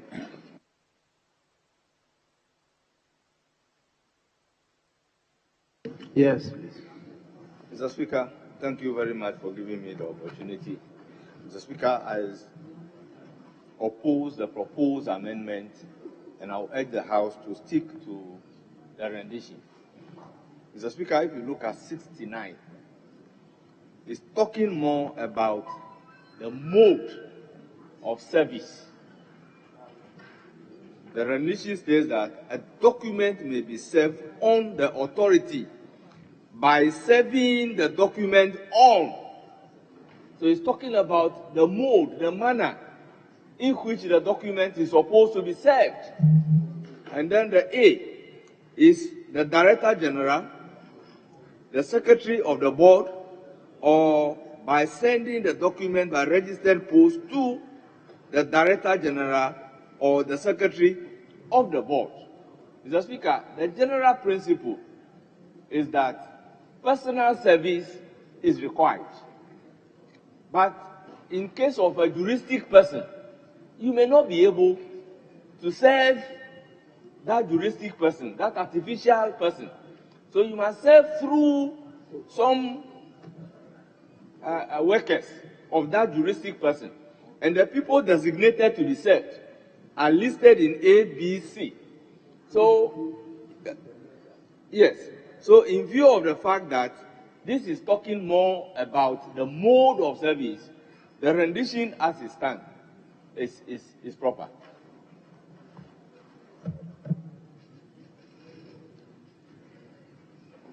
Speaker, I abandon my opposition. Mr. Speaker, I don't think it's about the mode of service. It's about the validity of an entity receiving a document on behalf of the authority. So, when a document is served on the authority, who are entitled to receive it on the authority? This is the intent of the House. In 69, that is the intent. That is what we want to do. That when a document is to be served on the authority, who are we mandating to receive it on behalf of the authority? So that that will be proper service in law. So even if it's by postage, somebody has to take charge of that. That is my understanding. Except the drafters can assist the House otherwise. So for me, it's the validity of the service. When an individual or a worker receives a document or a court process supposedly on behalf of the authority, will that constitute proper service? And this House is saying that pursuant to this provision that we are proposing, when that service is effected in the manner as outlined in this provision, then that will constitute proper service. Any other service that is not in compliance with what we have outlined here will not constitute proper service. So it's not merely about the mode. It's about whether that service will be proper in law. So we are mandating certain staffs, certain persons to receive the documents on behalf of this entity, the corporate body.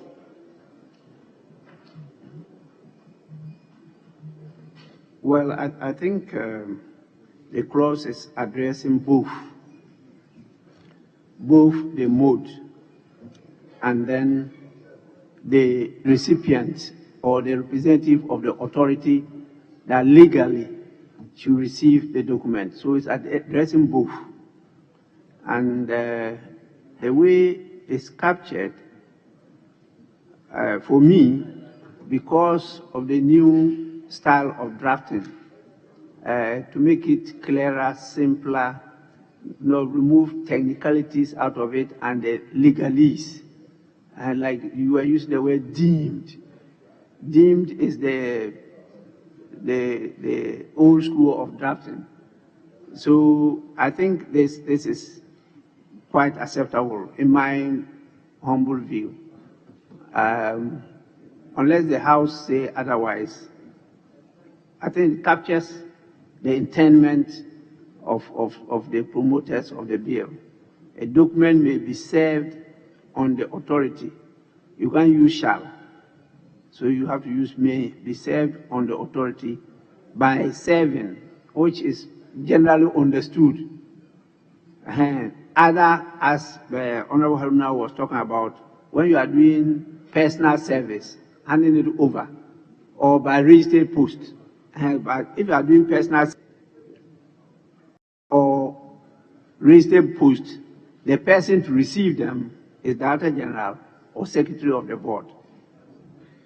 That's all what is. Okay, if you are doing personal service, then hand it over to the Director General or hand it over to the Secretary of the Board. If you are doing it by registered post, register it to the Director General, register it to the Secretary of the Board. That's what is covering both situations. So I don't see anything wrong with it. But if you insist, I'll put the question. I should let it go. Then I'll put the question on the clause 69. Honorable members, the question is that clause 69 stands part of the bill. Those in favor say aye. Those against say no. The ayes have it. Clause 69 is ordered to stand part of the bill. Then we go to, are we taking the long title? Yeah, sorry. Speaker, with your leave and indulgence, yesterday I didn't have the opportunity to be in the chamber when the House took a decision on 68, and I'm seeking your leave to walk us back momentarily to 68 and to raise it for the record.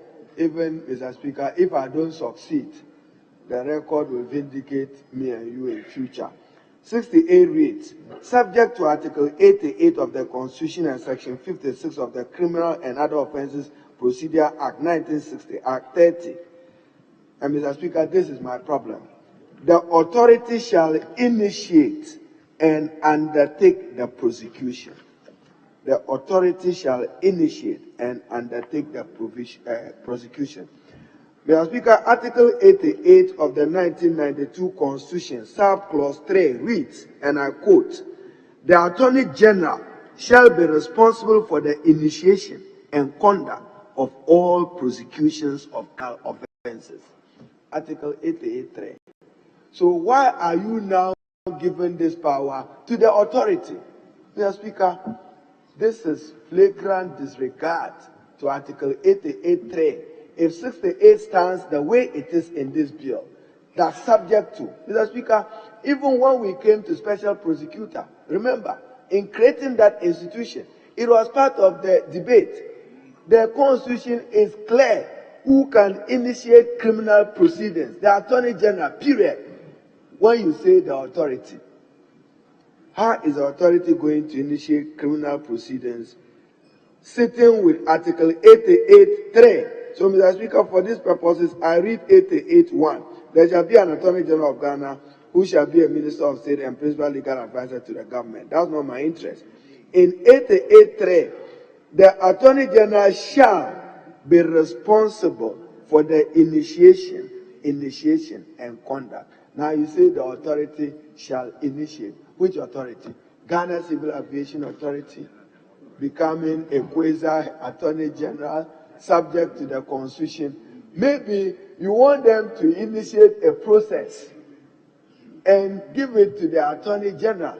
But, Mr. Speaker, I have a difficulty if somebody goes to the court tomorrow and say that this article, clause 68, is inconsistent with the Constitution. This House will be embarrassed by Article 2 of the 92 Constitution. It may be declared void unless the chairman of the promoter has a better explanation or the modern drafters.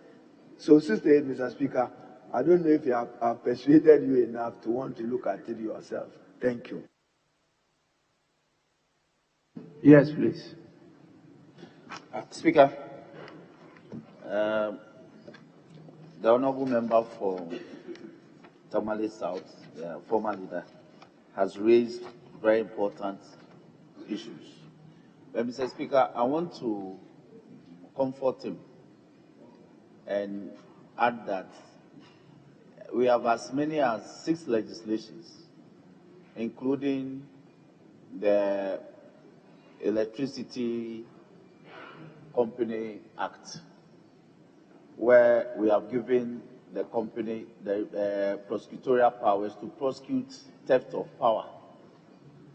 This House, again, has given GRA the authority to prosecute tax offenses relating to tax matters.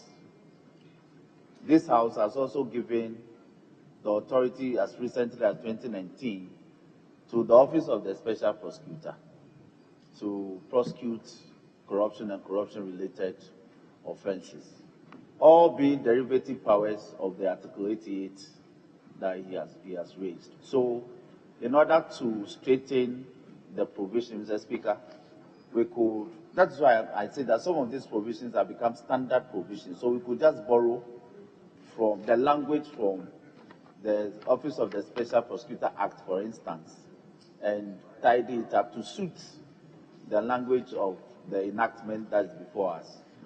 Then we can make progress. Because it is on the authority of the Attorney General. That is the controlling phrase. So if that is introduced, then it has to be introduced. That's what I'm saying. That if the language does not reflect as we have captured it in the Office of the Special Prosecutor Act. Then the drafters can align it to the provisions that this House and itself has passed, so that we can make progress. Mr. Speaker, I thank you for the opportunity.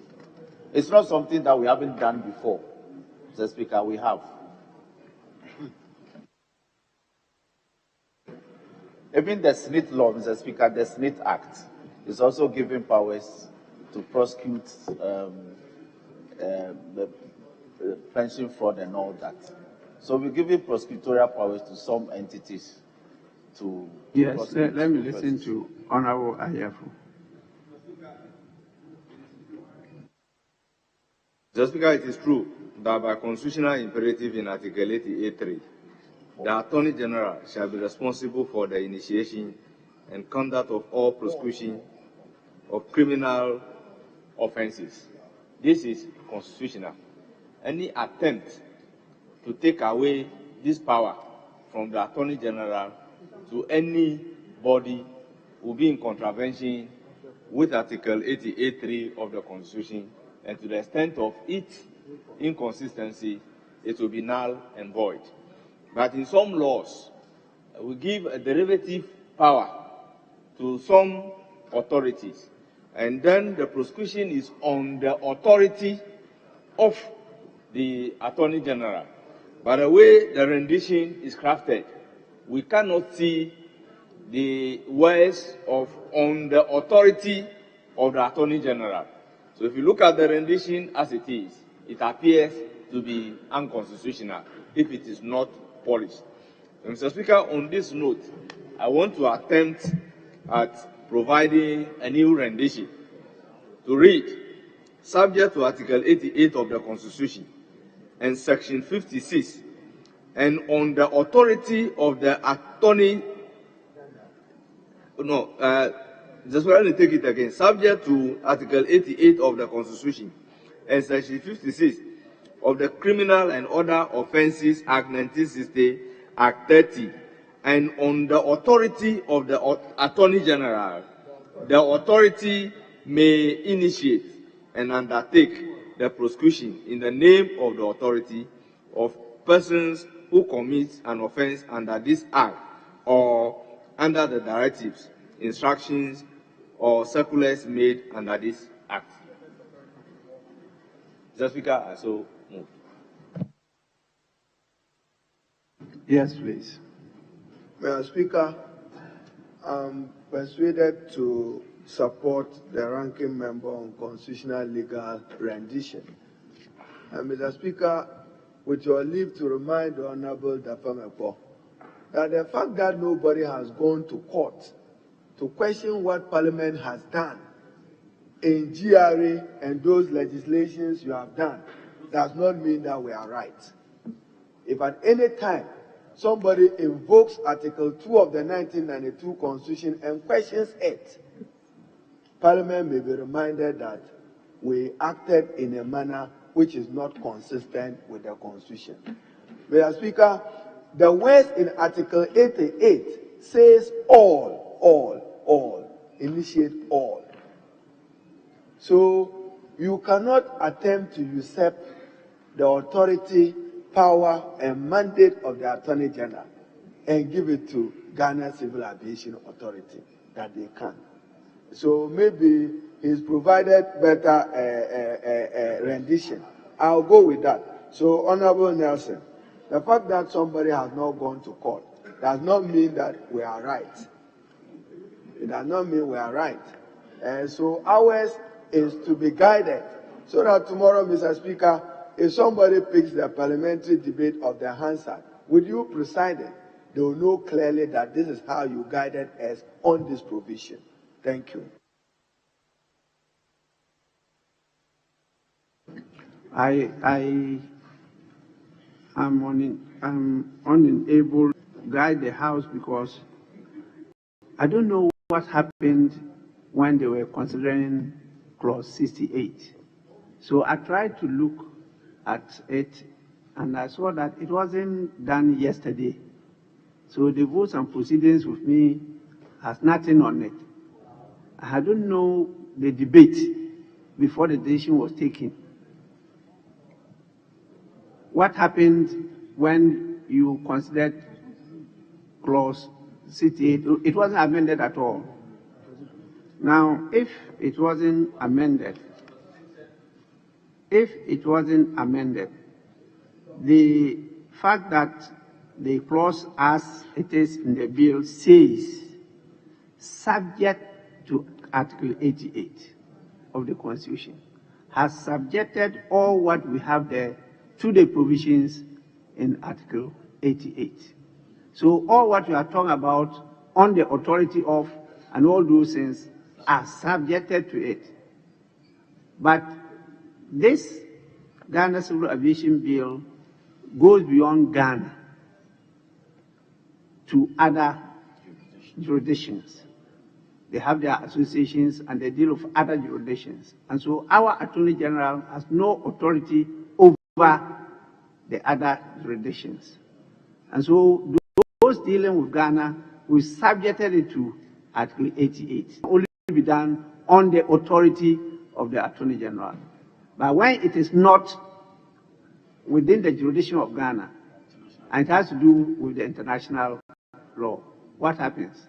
We can't subject that one to the authority of the Attorney General. And maybe that's why it is left out that way. In the case of the Special Prosecutors Act, if you recall, I disagree with the House here and said that what we were doing were all work in futility.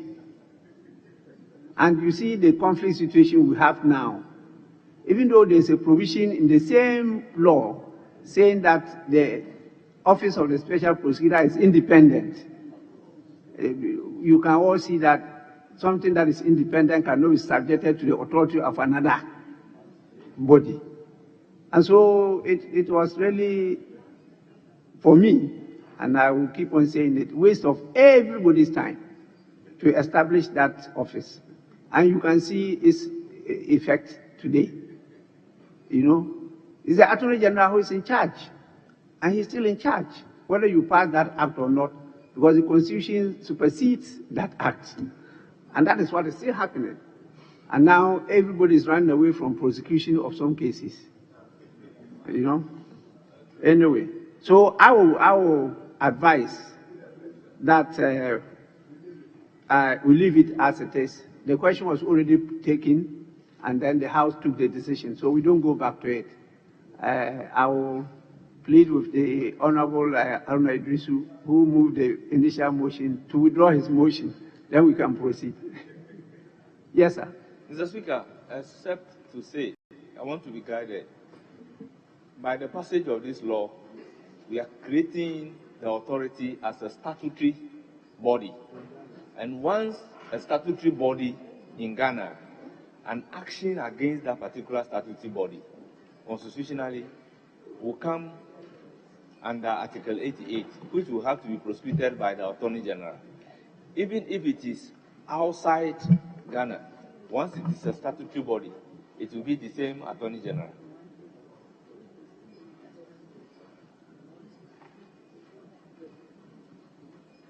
Because by clause 1 of the law, that is established by this act, the Civil Aviation Authority as a corporate body.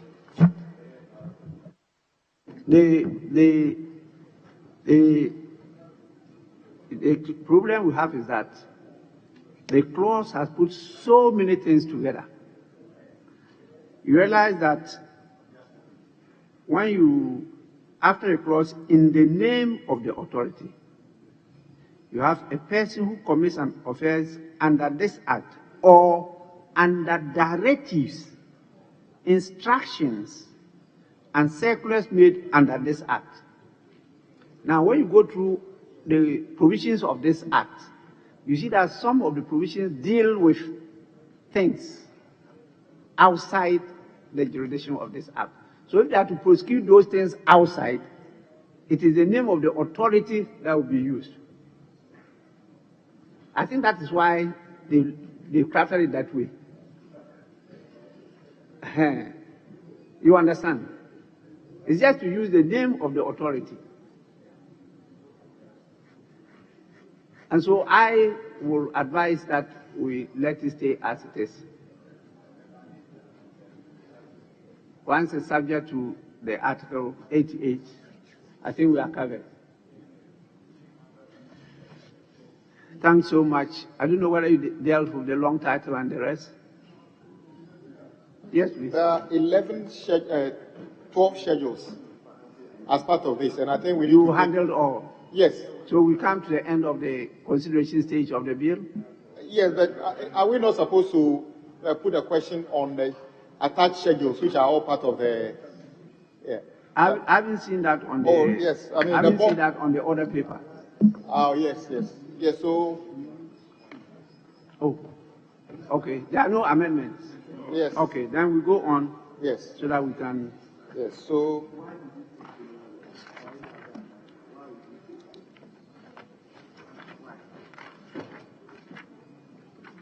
Mr. Speaker, the schedules are listed from page 3 of the document and ends on page 5. So maybe if you can just mention them, and then we...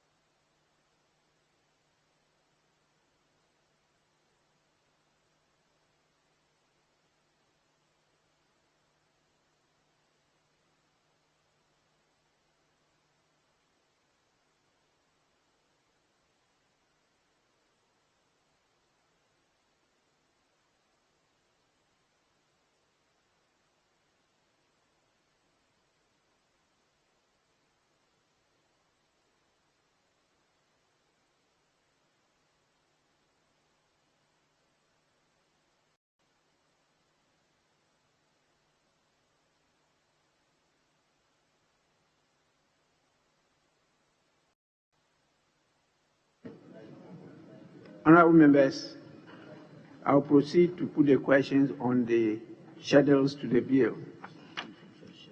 And I'll start from the first schedule, which is at page 67.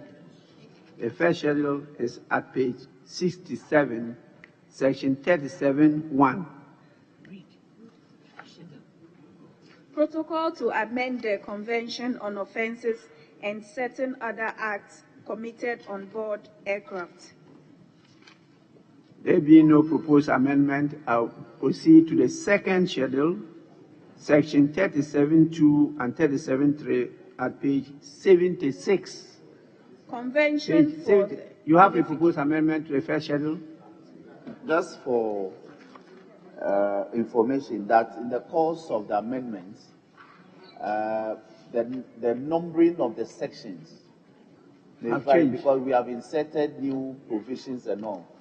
So the schedules may not be the section 37(1) that we have indicated here. So if for purposes of cross-referencing, so if the draft officers can accordingly align the numbering. Yes. No. It's very important. It's very important. If there's been any change, that means we have to step it down for it to be corrected. Oh, Mr. Speaker, it can be done. Just that the new numbering must reflect the new sections that Last person. the schedules will cross-reference.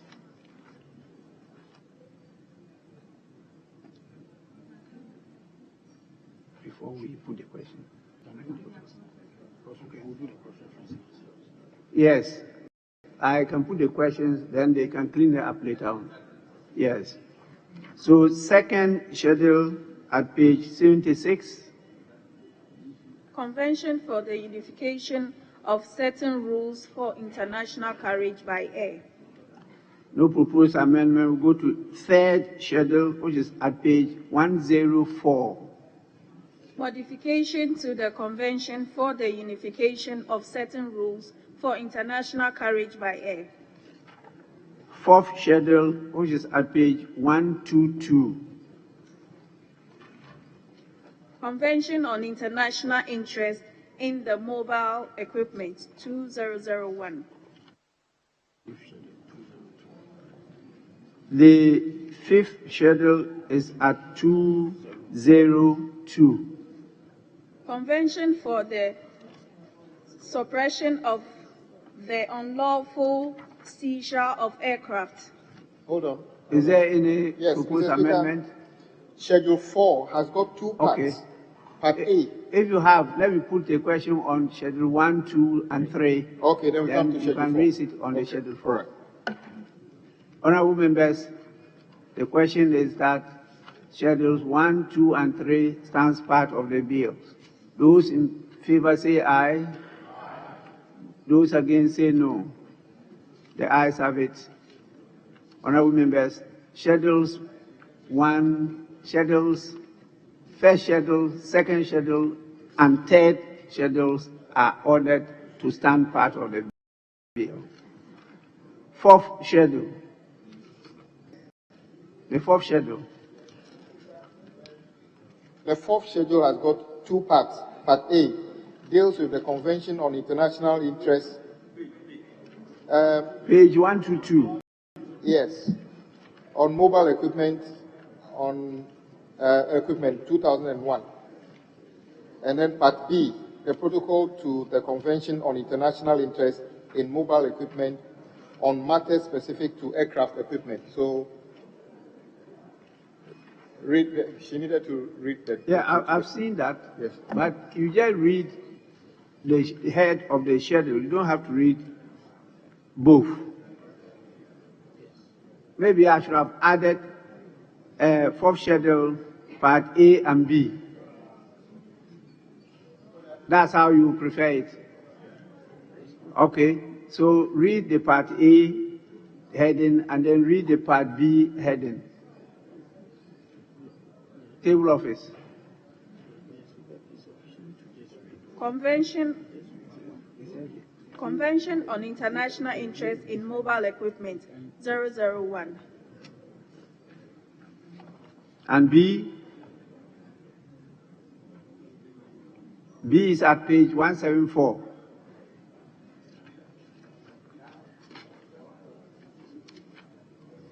The protocol to the Convention on International Interest in Mobile Equipment on matters specific to aircraft equipment. The honorable members, fifth schedule, which is at page 202.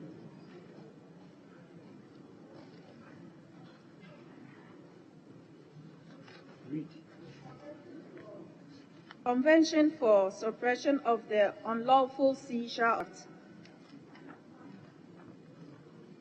Safe schedule at page 210.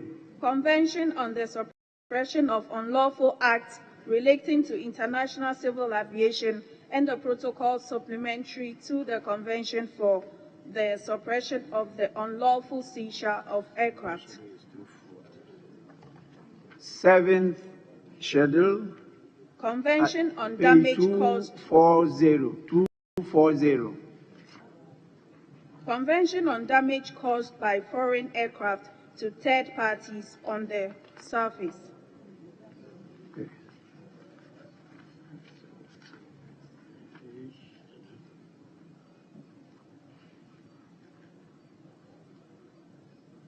Eighth schedule is at page 259. Convention on compensation for damage to the third party resulting from act of unlawful interference involving aircraft. Then the ninth schedule is at page 295. Convention on compensation for damage caused by aircraft to the third parties.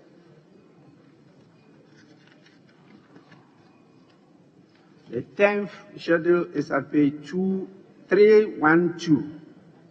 Protocol relating to an amendment to Article 50A of the Convention on International Civil Aviation. 11th schedule is at page 315. Protocol relating to an amendment to Article 56 of the Convention on International Civil Aviation. The 12th schedule is at page 318. Constitution of the African Civil Aviation Commission.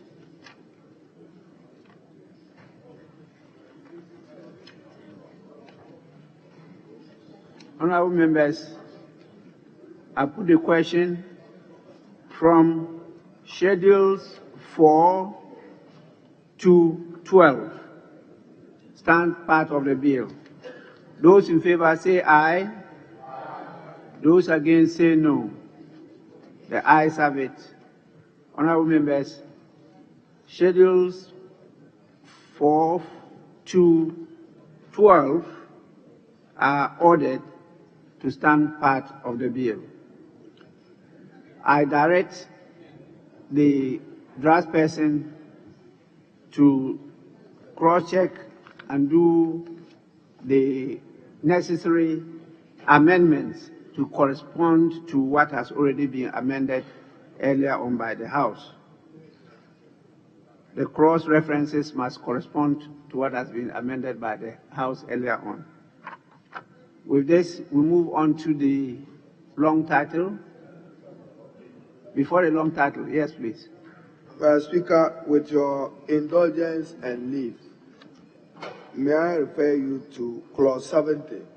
70. And again, I don't know when the House took a decision on it, but it reads, for purposes of criminal law or any other enactment, property of the authority is public property. So, not for purposes of civil law. Why have you narrowed yourself to purposes of criminal law? Mr. Speaker, 70. So they say for purposes of criminal law or any other enactment, property is public property. Now, if even somebody is going to question the authority tomorrow about your law, it's not going to be on the criminal aspect of it. It will be somebody saying that this is my property, it's not yours. This is mine. Proof of title. Why have we qualified it to, Mr. Speaker, criminal law? For purposes of criminal law. Unless there is some extraordinary explanation that I'm interested in hearing, why will you limit it to for purposes of criminal law? In Ghana, Mr. Speaker, we know the realm of the law, and even in studies is three: constitutional, criminal, or civil. How come that there is no purpose of civil law when it comes to property? Mr. Speaker, I just want an explanation. Thank you. This is really, it might have been an oversight by the House. It was going through the clause itself. It's not restricting itself to only criminal law. It says, for purposes of criminal law or any other enactment. So it's gone beyond criminal law. Property of the authority is public property. Why not just say the property of the authority is public property? Why? Unless there's another type of law different from criminal and civil.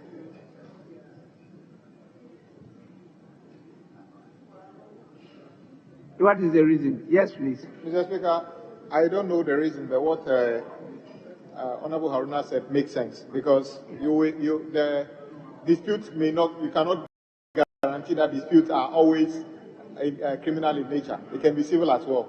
So if we can, if it's amenable to this, we can actually amend that to, as Mr. Speaker said, yes, to say that for the purpose of this enactment, the purpose of this enactment or any other enactment, property of the authority is public property. Yes. So we get rid of criminal law. So for the purposes of this enactment, or any other enactment, property of the authority is public property.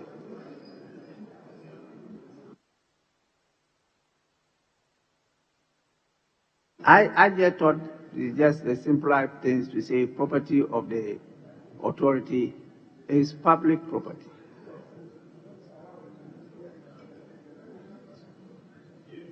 Property of the authority is public property. It's finished.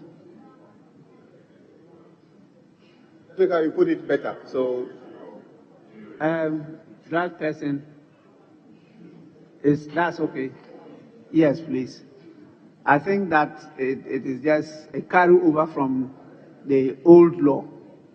So they haven't looked at it. But yes, please. Mr. Speaker, this is an authority created by law and by clause 1(2) for the performance of the functions of the authority may acquire, enroll property, dispose of property, and enter into a contract or any other related transaction.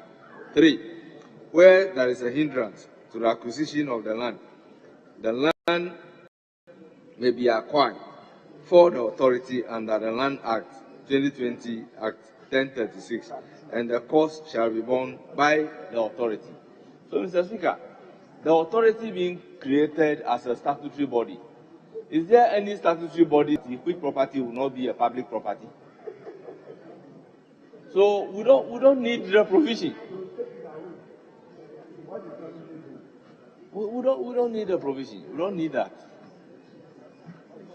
Mr. Speaker, thank you.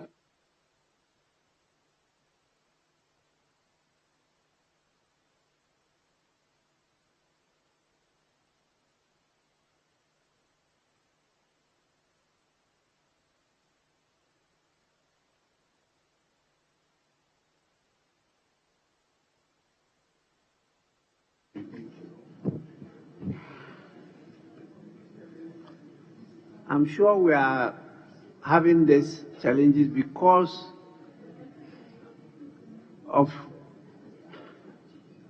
the existence in the industry of the different jurisdictions. And most of the times, the original law might have been written in French, and there's now some translation into English. By their jurisdiction, which mostly, as you know, is different from ours, they put those clauses there. And now people have just taken it. But sometimes when you don't take it that way too, they say that no, you've changed the law and it's not in compliance with the origin. And so that's the challenge we have. But I think it is not necessary, but for the purposes of this, let's still maintain it, but just say property of the authority is public property to make assurance double sure.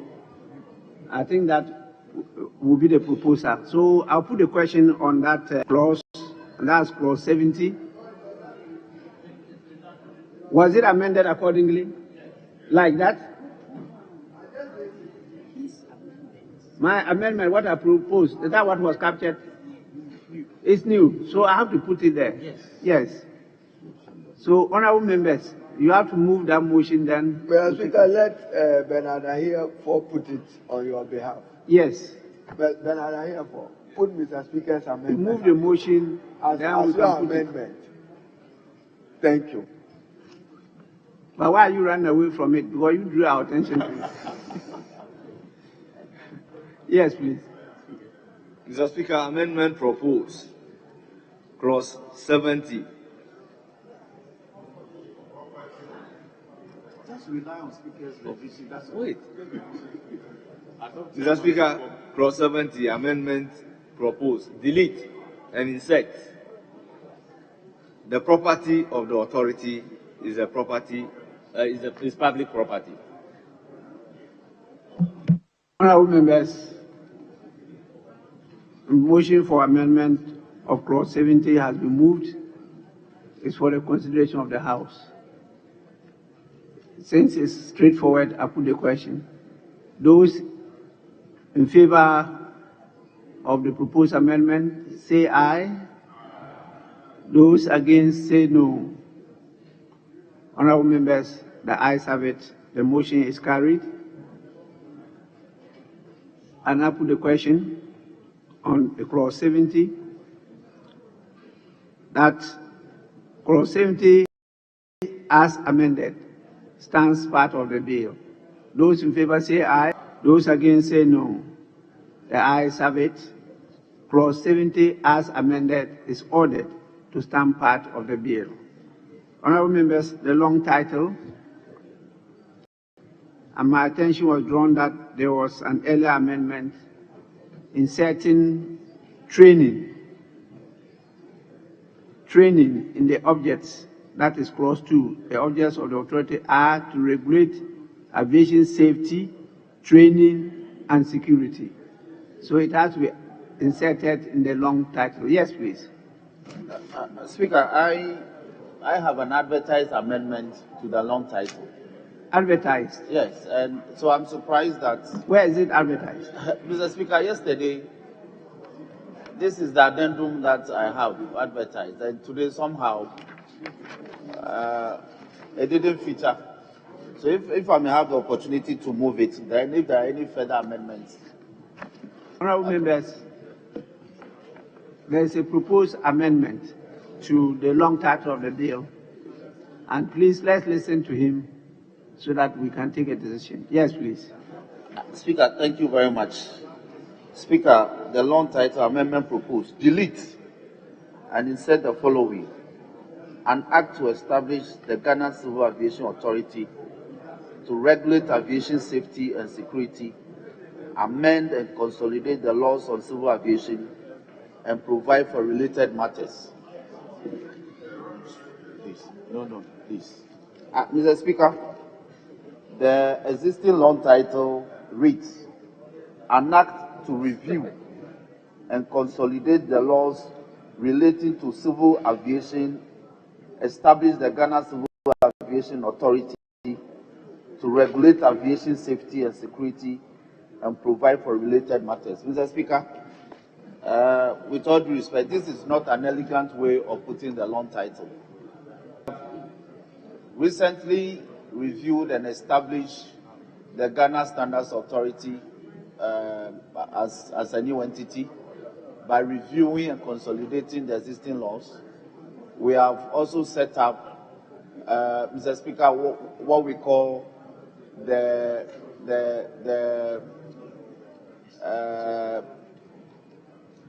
Tree Crops Authority. Mr. Speaker, if you look at how we couched the long title, my proposed amendment reflects the standard phrasing of the long title. So instead of an act to review and consolidate the laws relating to civil aviation, establish the Ghana Civil Aviation Authority to regulate aviation safety and security and provide for related matters, it should be couched this way: an act to establish the Ghana Civil Aviation Authority to regulate aviation safety and security, amend and consolidate the laws on civil aviation, and provide for related matters. Mr. Speaker, I so moved. Thank you. Yes. Mr. Speaker, I have a difficulty supporting the Honorable Dafameko's amendment, probably to persuade him to abandon it, because the long title is to provide a summarized description of the purpose of the bill and must demonstrate that it reflects the content of the bill. So if you look at the long title as in the bill, are we consolidating the laws relating to civil aviation? Yes. Are we establishing aviation authority to regulate aviation? Yes. Safety and security. They have even gone to add training. I would have said that training doesn't belong, but once you put training, the only thing I'll agree with the Honorable Dafro, Mr. Speaker, is the word to review. Why are you adding the word to review? So he's right only on one point. So narrow yourself to review. What is this law reviewing? Is this act coming to do a review? No. This act is coming to consolidate the laws. Because you brought the bill, Mr. Speaker, I go to the explanatory memorandum of the bill. First paragraph, it reads, the object of the bill is to review. That is the object of the bill. But it is now, we are now passing the law. So you can't say this law is to review what? So the word review, in my view, Mr. Speaker, to review, first line of the long title should be deleted. But I'll persuade the Honorable Dafomekwa to abandon it and let the long title as it stay. But to review this act, what is this act coming to review? That's why you have brought a new law to Parliament, because you revised it. That's why in the explanatory memorandum, you begin by saying that you have brought this bill to review. So, Mr. Speaker, apart from that, Honorable Nelson, you may want to abandon yours and we make progress. I thank you.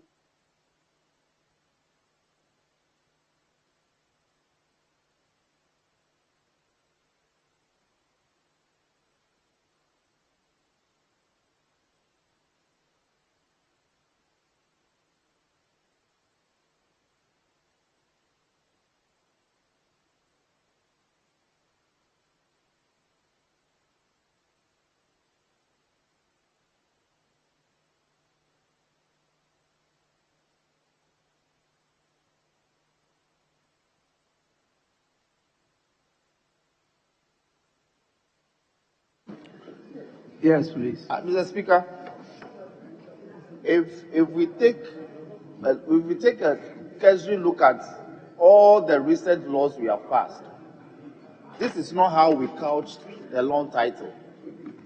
If you look at the long title, the primary purpose will be for the establishment of an authority if we seek to establish an authority. Then the secondary purpose will be to amend or consolidate existing laws, and then to provide for related matters. But in this long title, we have mixed up the arrangement.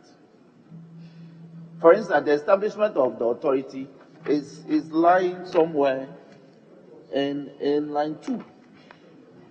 The primary essence is to establish the regulatory authority. That is the primary purpose. Then the secondary purpose will be to consolidate and amend existing legislation, if any, and to provide for related matters. That sequence is always so in all the laws we passed. I have gone to look at it. That is why I think that it should be rearranged. That's all I'm saying. For the sake of consistency. And the drafters can go and check this, Mr. Speaker.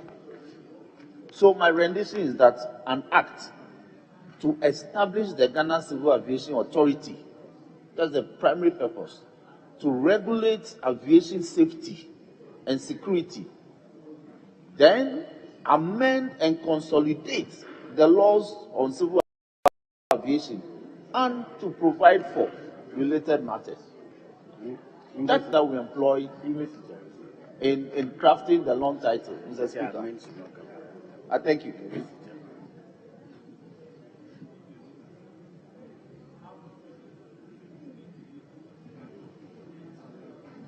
Now, can we move the long title, which I have drawn your attention to? If you want to amend it, can you move the proposed amendment properly? Because today we don't have your advertised amendment. So you may say, sorry?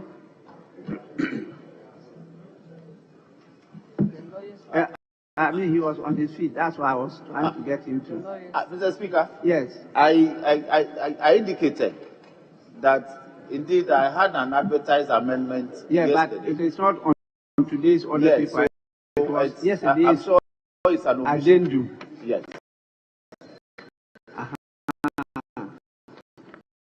So, Mr. Speaker, with your leave, if I may move my amendment. Yes, please. Mr. Speaker, amendment proposed delete and insert the first to establish the Ghana Civil Aviation Aviation Authority to regulate aviation safety and security, amend and consolidate aviation, and provide for related matters. I so move. Thank you. Honourable members, the amendment to the long title, as clearly articulated by Honourable Roxanne Nelson Eche Kwame Dafiamapo. Those in favour of the proposed amendment, say aye. Those against, say no.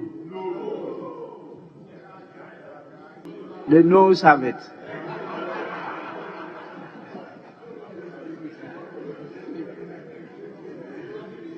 Yes, Honourable Haruna Idrisu. And now, Mr. Speaker, with your leave and indulgence, long title, line 1, after an act, delayed to review, I so submit. Thank you.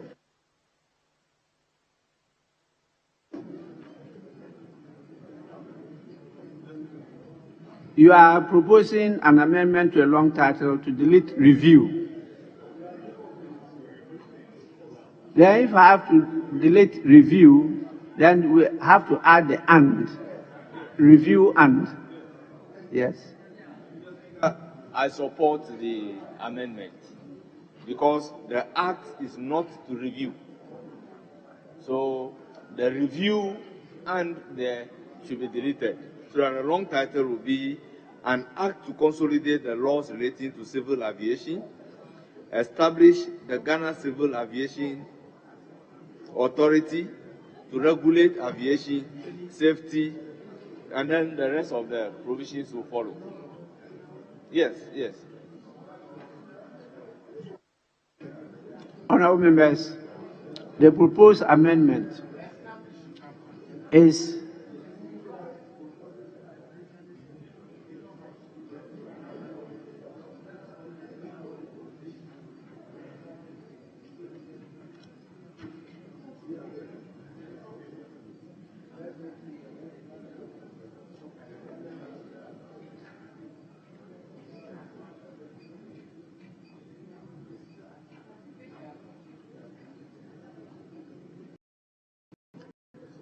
Honourable members, the proposed amendment is as follows.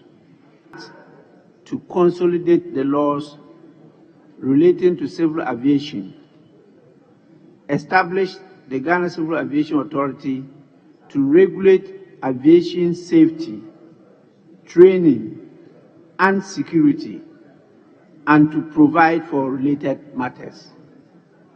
Those in favour of this proposed amendment, say aye.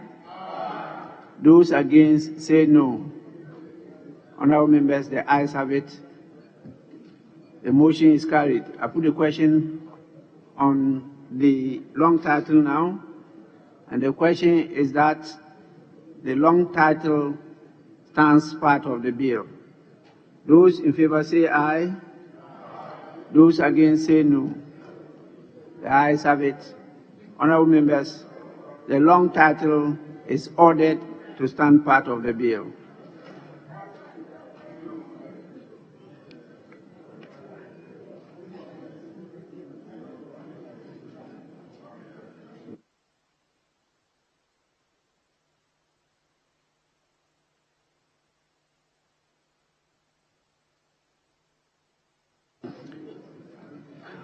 Honourable members, we have come to the end of the consideration stage of the Ghana Civil Aviation Act 2024.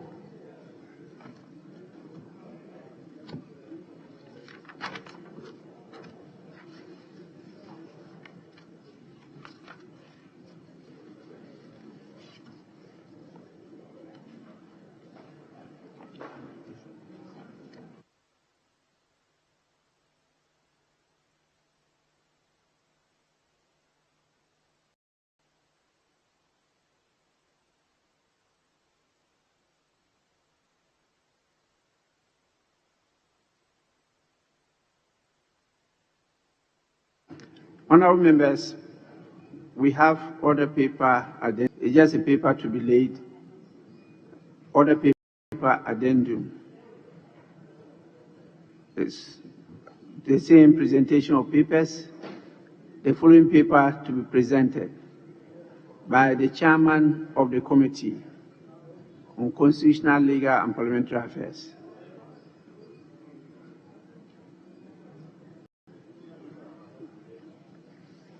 Mr. Speaker, if it pleases you, I want the Deputy Majority Leader to lead the people. Okay. Yes, rank member. Report of the Committee on Constitutional, Legal and Parliamentary Affairs on the Constitution of the Republic of Ghana Amendment Bill 2021.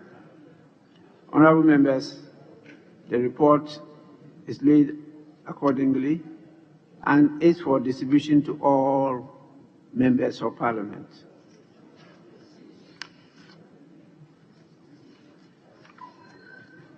Honorable members, as I stated earlier on, there are some critical bills we have to pass before the end of this month. This is one of them. The other one is the Parliamentary Transition Bill. It's very, very key to ensure that we don't only have smooth transitions of the presidents, the office of the president, but also that of Parliament. We don't have any law on that. And that is why sometimes we have those experience we had on the 7th of January 2021. So we have to pass that bill so that the next transition becomes smooth. Then also the affirmative action gender equality bill. We have to pass it. It has been worked on. The amendments have been captured, I'm told, by the Attorney General's Department. It has been gazetted. It's now left for us to do what is required of us. And you know, because of the lack of this bill, Ghana is really lacking behind. So I never expect, and I can't fathom how you reject it. You have to pass it.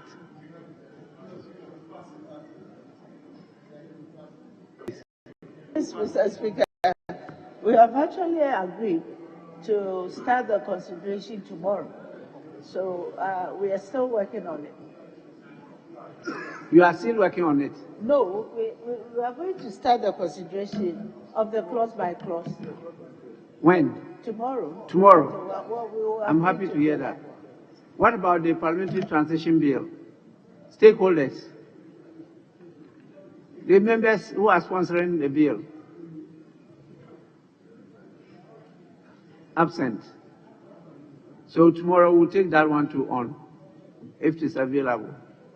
You like passing bills that deal with other matters, except that of Parliament. And so throughout, you see that bills that you should pass to empower Parliament to perform its functions and duties, they are absent. But all the blame is coming on you, enabled to do your duty. Nobody will take that for a good excuse. And so please, let's look at it. Just to add, I'm very happy you raised this point about us making sure the bills we pass, some of them should include the bills that strengthen this House. And you gave a directive on us attempting to have pension for members of Parliament. And that bill as well, I want you to help us that before the end of this month, we have done some work. We should be able to pass that one as well, because it's not complicated at all. So if we have the opportunity, we should be able to pass that bill as well to create a pension scheme for the first time for members of Parliament. It's a contributory scheme. It is not free money for members of Parliament. Just to put that one on record as well, Mr. Speaker. Yes, honourable member, it's one of the new initiatives, but because of the processes it has to go through, as a private member's bill. It could only mature maybe in October. Well, by the end of this month, we'll be going on recess. And it cannot pass through all those processes before the end of this month. That is the only challenge. But I'm sure by the time we return from recess, it should be ready for our consideration. It's a key bill that we have to look at and also come out with a clear bill on what are the items the Constitution is talking about as privileges and immunities. All other jurisdictions have legislation on that. We don't have. And so you have the law enforcement agencies having challenges with because of lack of clarity of the constitutional provisions. We haven't detailed them out, so they are not known. So we have to work on that. Luckily, some of the members here are working on that one too. A bill on the privileges and immunities of members of parliament.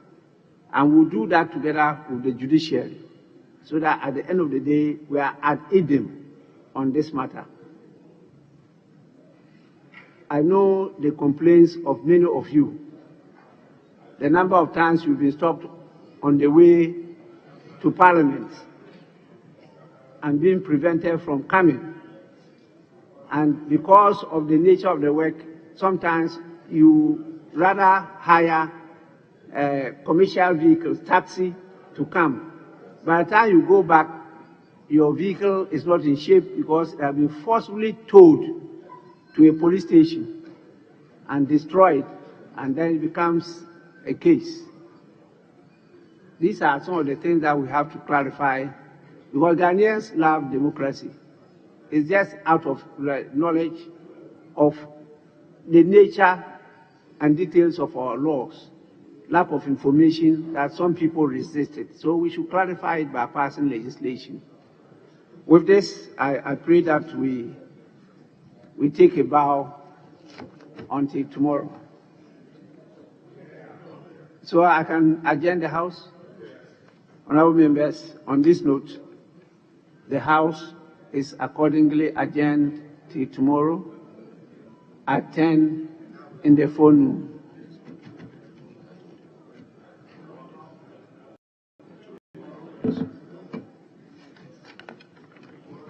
I've just been reminded that we are having this program at the foyer. Now I think it should be after 6.